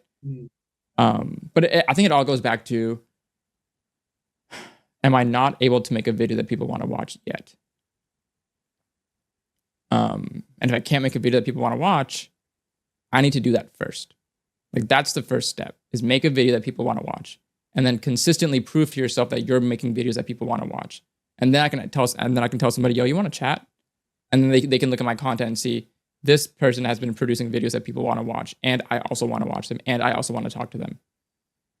All those things, right? Like, that's just how I'm choosing to go about it. And with, the podcast initially was supposed to be something solo, and then I would periodically bring on guests. But I compromised with myself in terms of, you want to have conversations with people. Don't stop that for the sake of stuff that isn't growing. Like, learn from people and have these conversations and learn more about yourself, learn more about people's lives, learn more about people's stories. That's the goal, is to talk about other people's life stories and see where they're at, where they're going, where they want to go, all that stuff, and share that with people. So it doesn't make sense not to have people on. So then this is more of a have guests, do solo episodes sprinkled in. The book channel is opposite. It's solo, and then have guests sprinkled in. But I think back to myself, am I just the kind of person who people don't want to get their book stuff from? And if that's the case, I think that's fine. I genuinely do. It's subjective for everybody. It's just working through that of like, keep doing it. That's fair. It's fun. I see where you're coming from. But if it's stressing me out, don't keep doing it. But if I take a week off, what about the algorithm? What about people? Like, what about my consistency? My goal this year was consistency even. It wasn't even to like do anything. My goal was this year was make a video and upload it every week. And you've been I doing missed like that, right? I mean, I missed like 2 weeks, yeah, but that's about it. But like we're already in June. I've missed 1 week, and 1 week I was like delayed, mm, but done that. The podcast channel haven't missed a week yet. nice. So it's like, okay, cool. The actual goal I set out for myself at the beginning of the year, consistency, was great. It's just these little like subconscious goals of like, it would be nice to XYZ type of goals Mm-hmm. is where I'm getting caught up. And I keep having to tell yourself, your goal wasn't to be good. Your goal was just to keep posting. Mm-hmm. Don't fall into the trap yet, Arish. Don't fall into the trap yet. It's just, as is with any creative, you kind of get on that little teeter board. Mm-hmm. And for someone who thinks a lot Yeah. and can't turn off his brain, it's worse because Yeah. I literally can't turn it off.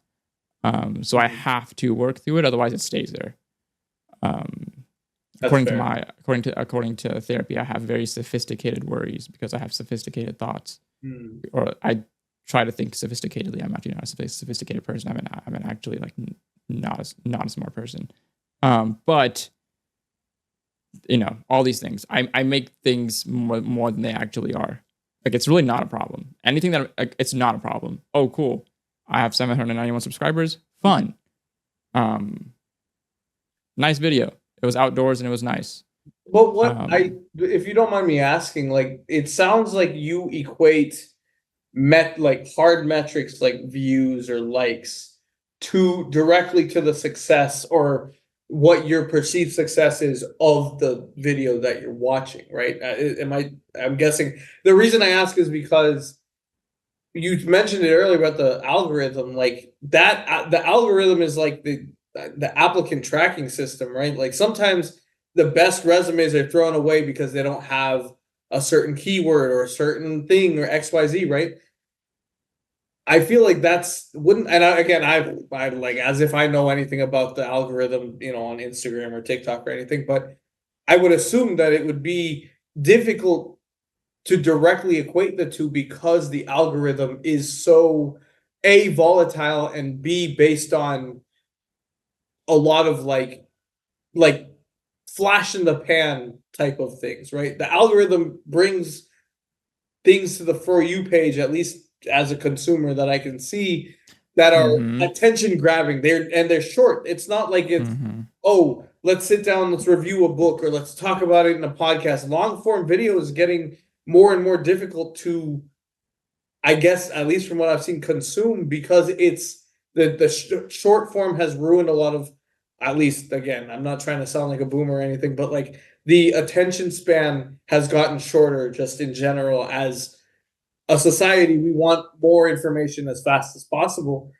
So I feel like, do you have other, like, what if those are metrics that you use to equate success of video, are there others, or is there a more internal feeling of success that you get from posting a video, even if it doesn't do well, that you post a video and you say, well, even if maybe the numbers are not high, I'm happy that I talked about this book because I'm very there are times when it's like that, right? And to your point, yes, I am more of a metric driven success person. It is part of my more calculative thinking, analytical brain than it is my creative brain. And that is just more of me. That is just a larger part of me than the other side. Okay. But no, like I definitely go into every week thinking, okay, this video is going up. Regardless of how it does, let's focus on the next one. I was happy with this one. I was happy that for the one that I just posted this week, the day itself was amazing because the night before I had barely gotten any sleep and I was thinking about, okay, cool, it's Friday morning. A video's going to go up Tuesday. I got to record it today. And I want to do it outside. Okay, cool. So I woke up in the morning at 7 a.m. By 7:30, 7:45, I was out the door going on a walk. I had my backpack on. I had like my gear. I had my camera strapped on me and everything like that. And I was like just enjoying a walk to the park in the first place, taking little videos on my phone and on the camera. And then I got to the park and, I got getting to the park, getting everything set up, talking and all that stuff, right? And I was recording outside and it felt great and the birds were out and it felt like chill and I was just talking to the camera and everything. So the experience of doing it was great. And in the back of my head, I was like, yeah, you're going to have to post this at some point. You're going to have to post this online at some point. And so I was like, okay, cool. I'm just going to post it online and then not worry about it. Mm-hmm. I think where I get caught up is this was the first year that I've had a few videos go over 1K finally, which is cool. I'm super happy with that. I am also super happy with that. It's more so like, okay, why that one and not these? Because that one didn't feel as great as doing these, but that one did and these didn't. And I keep questioning like back and forth and trying to figure out what's the factor? What's the eye candy? Was it the tags? Was it the title? Was it the thumbnail? Was it the actual content? All that stuff, right? Only because I'm a growth focused person. I like to know that I'm getting better. Metrically. In general. Okay. And I guess metrics are a way to quantify that. Like I do know that my actual skill set loads better than when I started. Not even having to have anybody else tell me. I know that like 2022 artists could not have made this in general, right? 2022 artists did not know what OBS was. He did not know how to record, edit, upload audio. Like audio is a bane of my existence because the amount of times that I've had to look up what gain is, what noise gates are, what reduction is, what you have to master your own like literally you have to like be and I think the reason also why I love this activity is because it makes you be so many different things. Like at work, I'm an accountant. I do taxes. I do, manage teams and things like that, and all that stuff's fine. But as a creator, I do video engineering, audio engineering, scripting, analyzing metrics. If you really care about metrics, like social media analysis. Because you kind of need to at some point to figure out like when are people watching my stuff, like all that stuff. It makes you do a lot more things, which is fun. That part's fun. Like I get into my video editing software, and if I'm trying to do something new that I haven't tried before, and I spent an hour going through YouTube and figuring out myself, and it works, dopamine hit right there. I love it. An hour of work trying to figure out one thing and making it work. Dopamine to the max. Absolutely. And then my dopamine sinks every time I have to post something. I hate posting. Really? I hate posting because I can't deal with like I put so much effort into this and its reception feels poor. No one's really commenting, no one's really liking. Oh, it has 60. And this is the comment for every creator. It's not just me. It's new to me because I've never experienced this before. That's fair. A lot of times people numb themselves to it. A lot of times people have very explosive growth. And so they maybe don't have to go through that. And then they do at a later point when they're like, oh, the algorithm changed and nobody's watching my videos anymore. And then you hear somebody saying that. It's like, it happens to everybody. It's not just a me thing. I'm trying to make that clear to anybody listening. It's not just a me thing. It's just as a growth focused person, as an analytical person, it's always the question of, okay, what do I have to do next to make it better? Because I still haven't hit the goal of 1K. I still haven't hit the 1K. I still haven't hit the 100 views per video consistently milestone. I haven't hit the like all these different goals, etc. Right? And so, and it's only on me to fix that. It's not like I'm going to blame anything else. Oh, I have to blame the algorithm because they didn't push my video.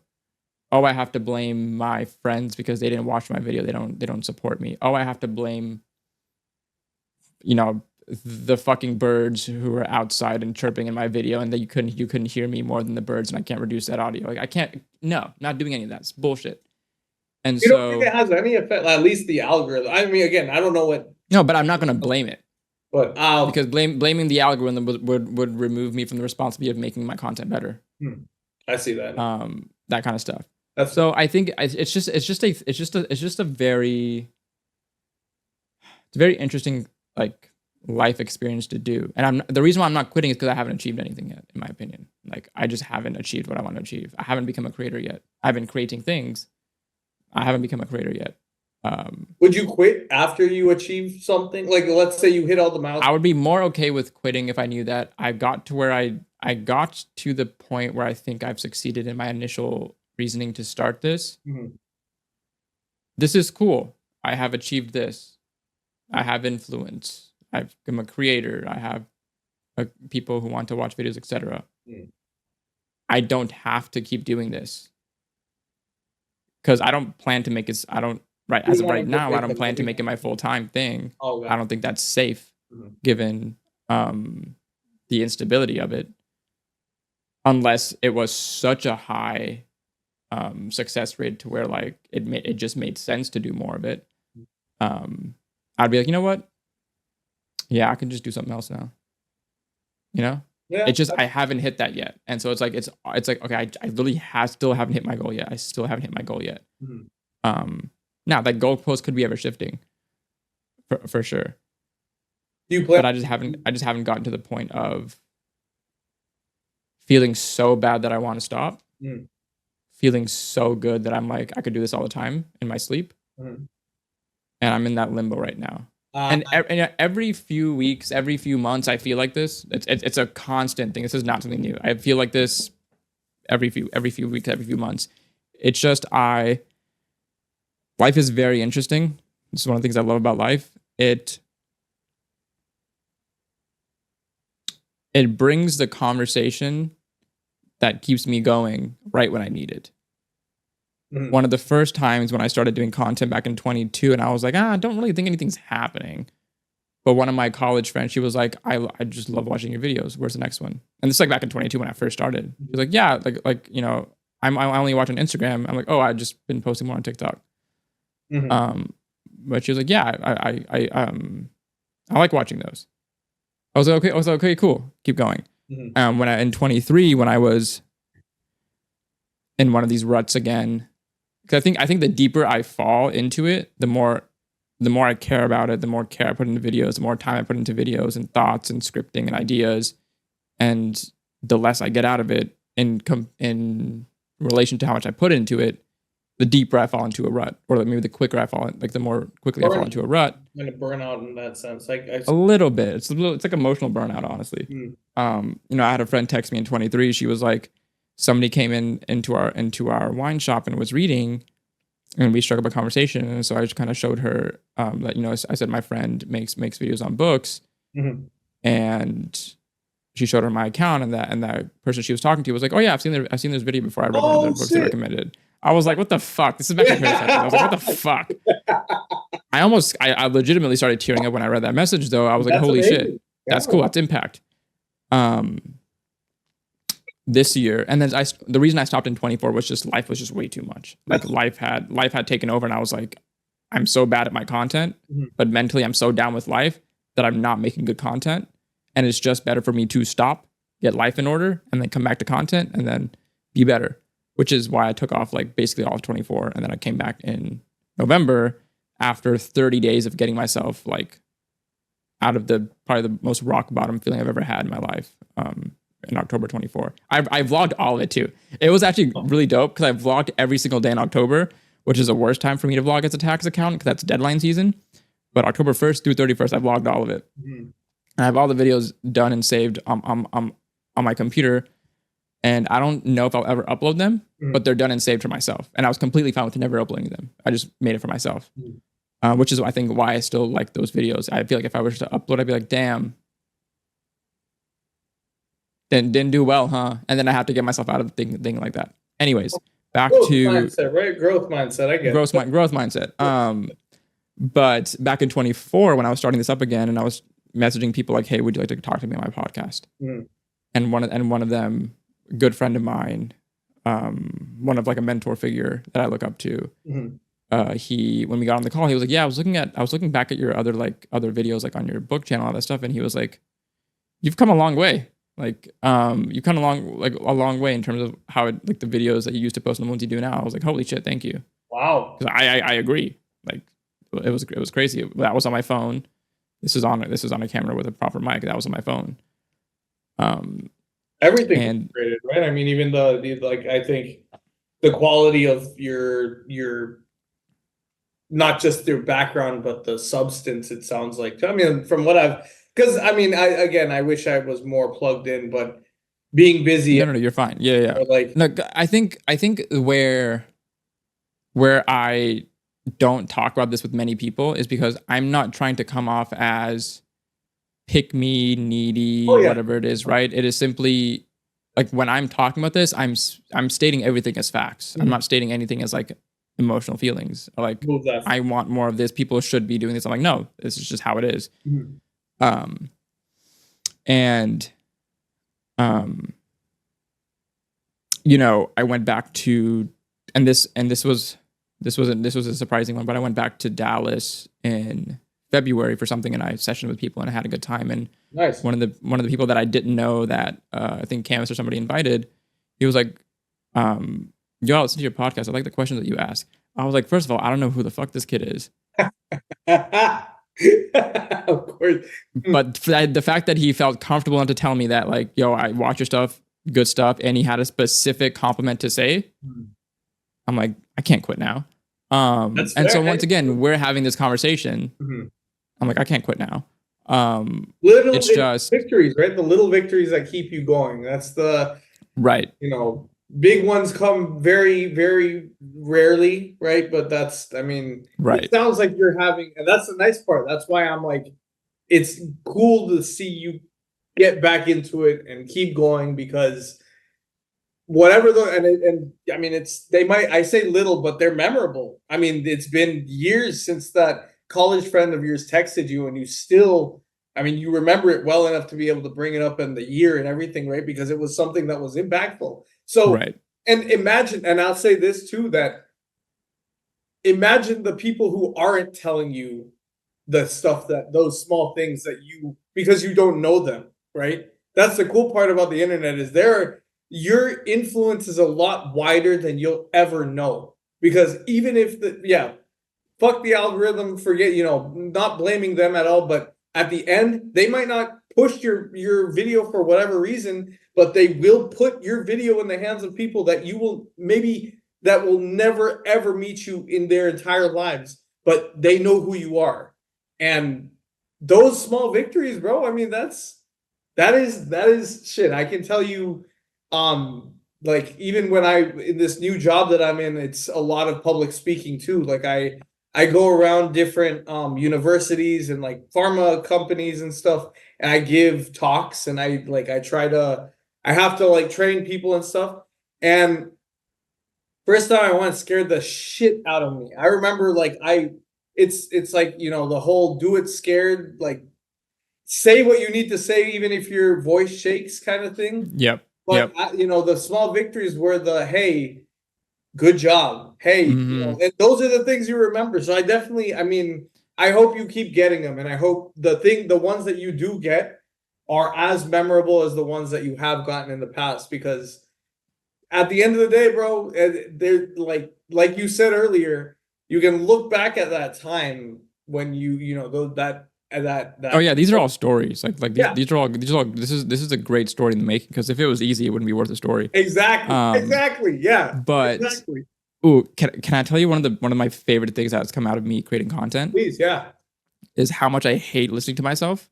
Not because like I actually do enjoy the sound of my own voice. Like I already knew that I had an ego. Content creation has made me pull back out the ego that I used to have, which I fucking love. It's part of what like keeps me going, right? Like I have Entro, the egotistical narcissistic content creator, and then I have Arish, who doesn't think he can really do anything and just wants to stop everything. So it's fun little internal battle. I love that fucking shit. I really do. It's so fun.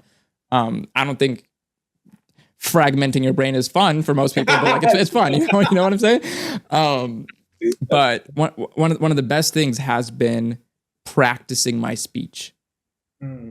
Because yes, I'm just really easy for me to speak publicly. Public speaking and doing presentations and stuff, I fucking love that shit. It's super easy. I feel super confident doing it. This is a more consistent version of that.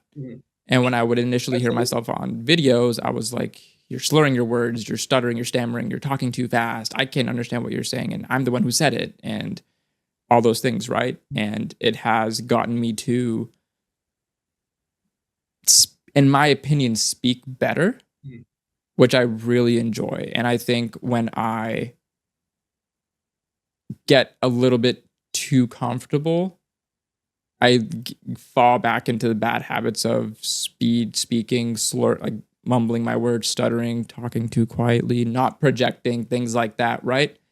And so that's one of my favorite things that's come out of this, because I remember one of the most interesting things that I heard before I even started bringing the podcast back, and I was listening to Chris Williams' podcast because his content what got me back into like I need to fix my fucking life again. Mm. He said back when he had first started out, and he also had like 0 viewers, nothing. It was just he was just making the videos, and at some point he realized this is what I want to do, and he asked his like partner, his podcast manager, whoever he was like, how do we make this thing amazing? Like, how do we get better guests? How do we get a speech coach? Mhm. And when he said speech coach, I was Interesting. like, oh shit, that's a thing. Mhm. He didn't just become a great orator. He practiced at it, had someone else coach him at it. Mhm. And I'm like, I told Ayushi, I was like, should I get a speech coach? And she was like, no, you don't need a speech coach right now. No, not yet. Not yet. But, Okay, but it's in the works. but in my head, I'm like, it would not be a bad investment for me, who wants to keep talking online, but has the issue of, stuttering, stammering, slurring my words, not projecting, weird tone inflections, talking too quietly, too loudly, all those things, right? Like, but it's so fun micro analyzing Mhm. my expressions. One of the things that I told Ayushi is when I talk, there's a lot of times when, so like, I know that if I don't open my mouth to speak, I will start talking faster, mumbling, stammering, and you won't be able to hear what I say. Mhm. And I learned that because I watched, quite literally, if you watch Andrew Huberman, you watch Chris Williamson, you will see that they really open their mouth when they talk. I have seen Andrew Huberman do that, actually. Right. Yeah. And you think it's weird, but you hear them and understand them so clearly. Mhm. And it also slows their speech down because they have to move their mouth to speak. And so if their mouth is open wider, then it takes a little bit more time to close it, to do whatever else they want to do. Mhm. It controls their rate of speech. I developed, I go on tangents and shit like that. And what's really nice is now I have developed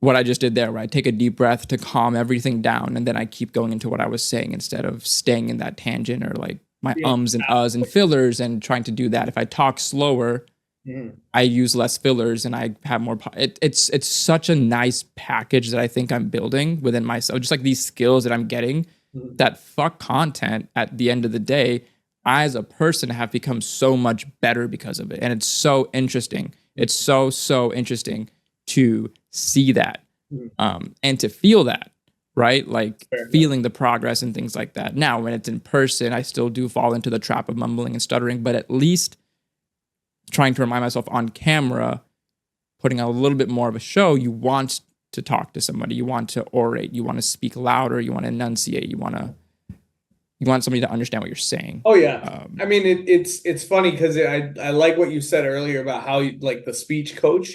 It's almost like with problems like that, either you have to kind of bash your head against the wall until you get through, or you have to find someone to teach you. But right, it's like, I mean, at some level, you kind of have to make the mistakes to learn what it is that you need to fix before you can even get, like, I'm sure before you saw Andrew Huberman or who was the other person you mentioned? Chris Williamson. If maybe you watched them, but you didn't realize like they were opening their mouths wide or something like that. And when you discovered that you were slurring your words and kind of going faster, tripping over your words at times, it's like you made the mistake, but now you can acknowledge it, observe it, and then find a way either to make the mistake again, even just trying something else, or finding like a speech coach or something to help you get through it a little bit easier. But I mean, sorry, what were you gonna say? I didn't mean to. No. I was just saying you're right. Like it's just one of my favorite things that have come out of That's this. And awesome. this just happened in 24. It was just like, you have to talk better, Arish. And I said, you know what? You're I right, get Arish. it. Actually, I yeah. definitely understand that. That's for sure. What okay, we keep talking about me, and I need to switch it back to you before we end this. What were your goals going into 2025? Find myself again. Mm, I think through therapy and a lot of reasons, just whatever. But I I learned that I had put a lot of my self-worth in the hands of other people, whether it was my relationship or my parents or my friends. And every single person I put that to, it was like at the whim of them. If they didn't say they loved me, I would be devastated. And I'd say, oh, my self worth isn't there because they're not confirming that they love me, or like, and these are only things I had to learn through therapy. I had to figure out really the hard way through, like uncovering and doing the work of digging these things out. And going into 2025, I just wanted to be able to find who Hamza is outside of what people think of him. What is my place? Because I know I deserve a place on this earth. I've had a place for 28 years. I have a place here, but what is it that I want to carve out for myself? And how do I want to define what success and happiness and my own self-worth looks like?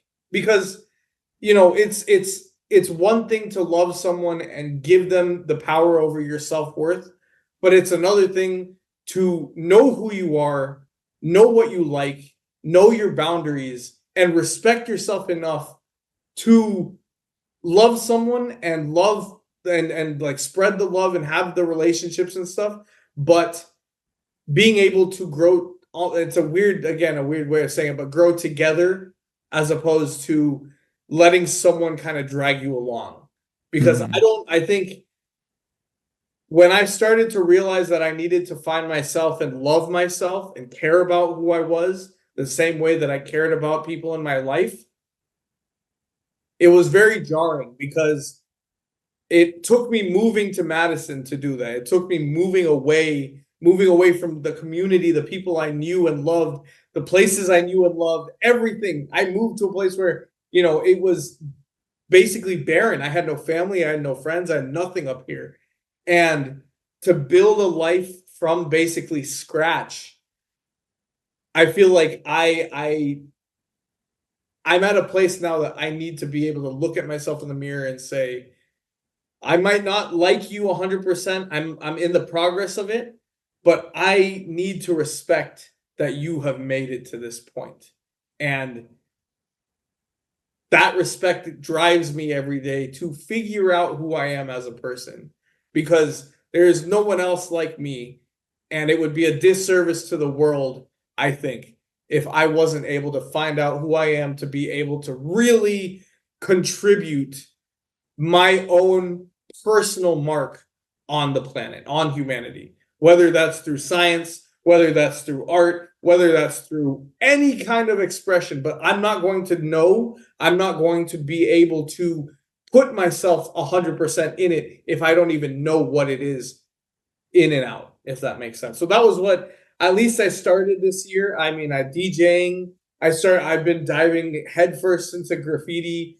I mean, the gym kind of suffer. I tried doing jujitsu for a little bit. I've been going to a Muay Thai private lesson for a little while. Like I'm just like honestly no, throwing. you should keep doing all these new things. Yeah, but just to see what happens, because I need to know. I need to make, and that's the thing is, I think I've accepted that I'm not going to be great. I'm not going to be amazing if I'm not shitty first. If I don't try it, and if I don't, I need to know. If I don't try it, how am I going to know if I like it? And if I like it, how am I not going to know if I'm going to be good at it if I don't keep making the mistakes to get to that point? It's all a bunch of rolling the ball up the hill, right? Like it's, like I need to make the mistakes if it is in the pursuit of something noble. And this, in my opinion, at least in the place that I'm at now, thank God, thank my parents, and thank my own work ethic that I can spend money and be able to be financially solvent and able to dive in and find the things that I like. And every single day I think I'm like, God damn, I'm so lucky that I can get up every day, I can work, and I still have the capacity to find who I am as a person, because so many people in this world, they die without knowing themselves truly, fully inside and out. And that's the only thing I want to do now, man. I mean, and that's 2025. I think it's really, especially 6 months in, I feel like I have settled into that goal.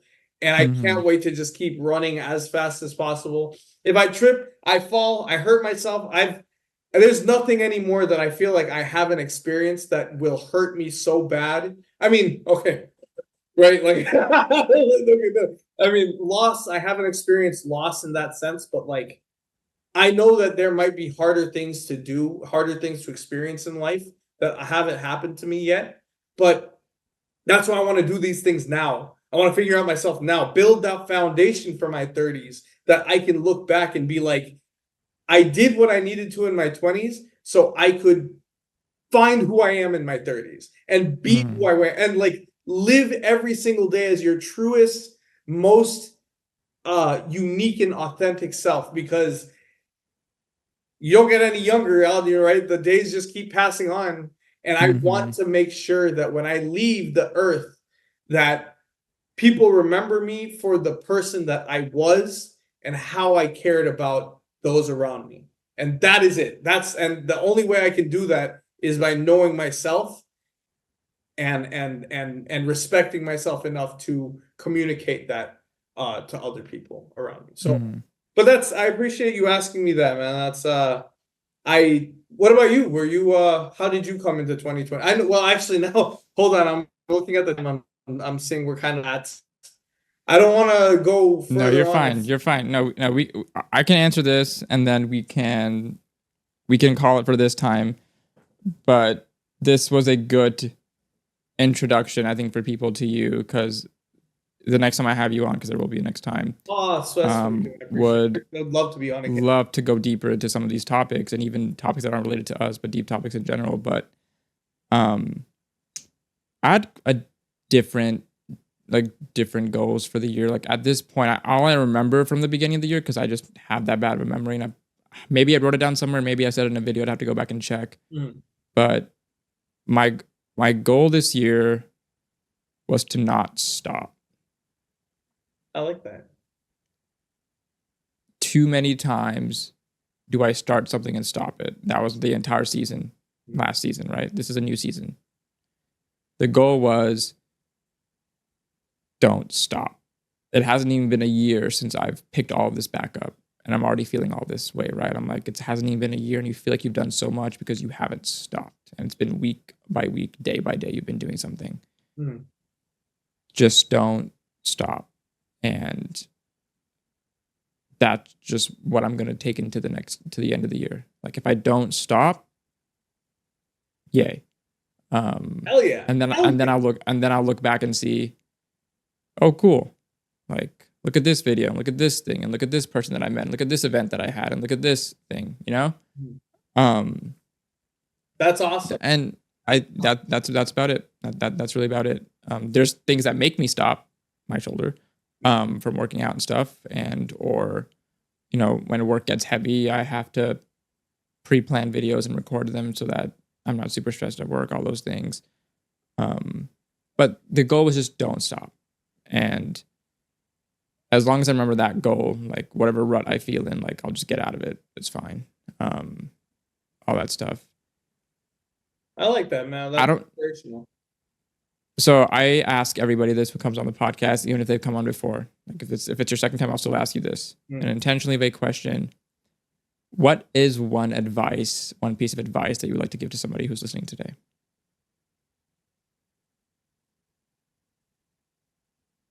Don't ever apologize for being you.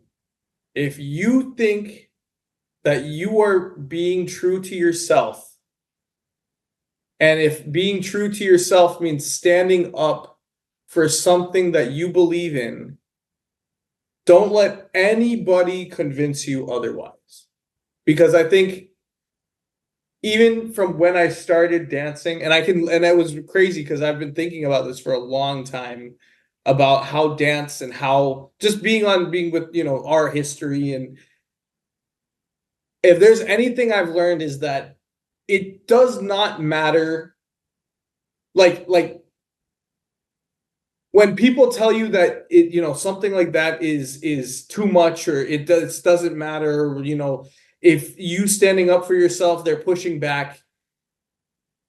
Usually it's because your definition of success does not align with theirs. They might think success is the bank account, or it's the title, or it's the how many people know you, or it's the metric, or whatever. But if you know who you are and you know what your own definition of success looks like, my piece of advice that I've had to learn very, very painfully is never let someone tell you that your definition of success and your path, what your convictions are, is wrong. Because if you believe in it, there has to be a reason why you believe in it. And I will tell you this, I believed in my dance. I believed in house. I believed in club styles. And that got me this job. That got me to the place. It got all of the other definition of what success was. Dance was the foundation that built everything else. And if I had only sunk my teeth deeper, if I had not been a flake with my classes, if I had been better with graffiti, if I had joined more stuff, if I had just had more conviction and didn't let people tell me that it wasn't worth it, I don't know what my potential would have been. And I have people, my dad, my own father now, my conservative Indian father, looks at me. He called me the most creative person in our family. And that was, and it was like the goal, right? The goal is I wanted him to acknowledge my art, and I got it. And it was like, what do I do next? Like, anyway, that's a story for another time. But that would be my advice, is just know who you are, know what your convictions are, know what your beliefs are, and don't let anyone shake them. Because if you don't have those convictions, you will let people string you along, and it will only end up with more confusion, more self depreciation, it doesn't lead to a good place. Even if it's hard to believe in yourself and to believe that you can do the things that you set your mind to do, it only leads to better things. It only leads to greatness. It only leads to happiness. Because even if you end up, let's say with like content or with my graffiti or anything, if that goes nowhere, at least I can say I fucking made it. At least I can look at myself in the mirror and said, I was true to myself. I knew what I wanted to do, and I stood 10 toes down on it. And I didn't shake for anybody. And that, I think, if I had known that earlier, my life would be, and I'm perfectly happy with where my life is now. And I'm really happy that I've learned it at the point that I'm at right now. But if I had been more convinced that what I was doing was right, and that what I had in me was potential and greatness that I could bring out at any time, if I really believed in myself, I feel like I could have achieved my goals faster, or I could have gotten to a place where I would be at a place financially healthy and, all of these things, but also happy with who I am, because only now I'm discovering myself. And I have so much time to do that. But, that's the only thing I think, if I had any regret, is I wish I had known who I was before, and not let any other person tell me that I wasn't what I thought I was. But That's it, I man. love that. I love that. I love that.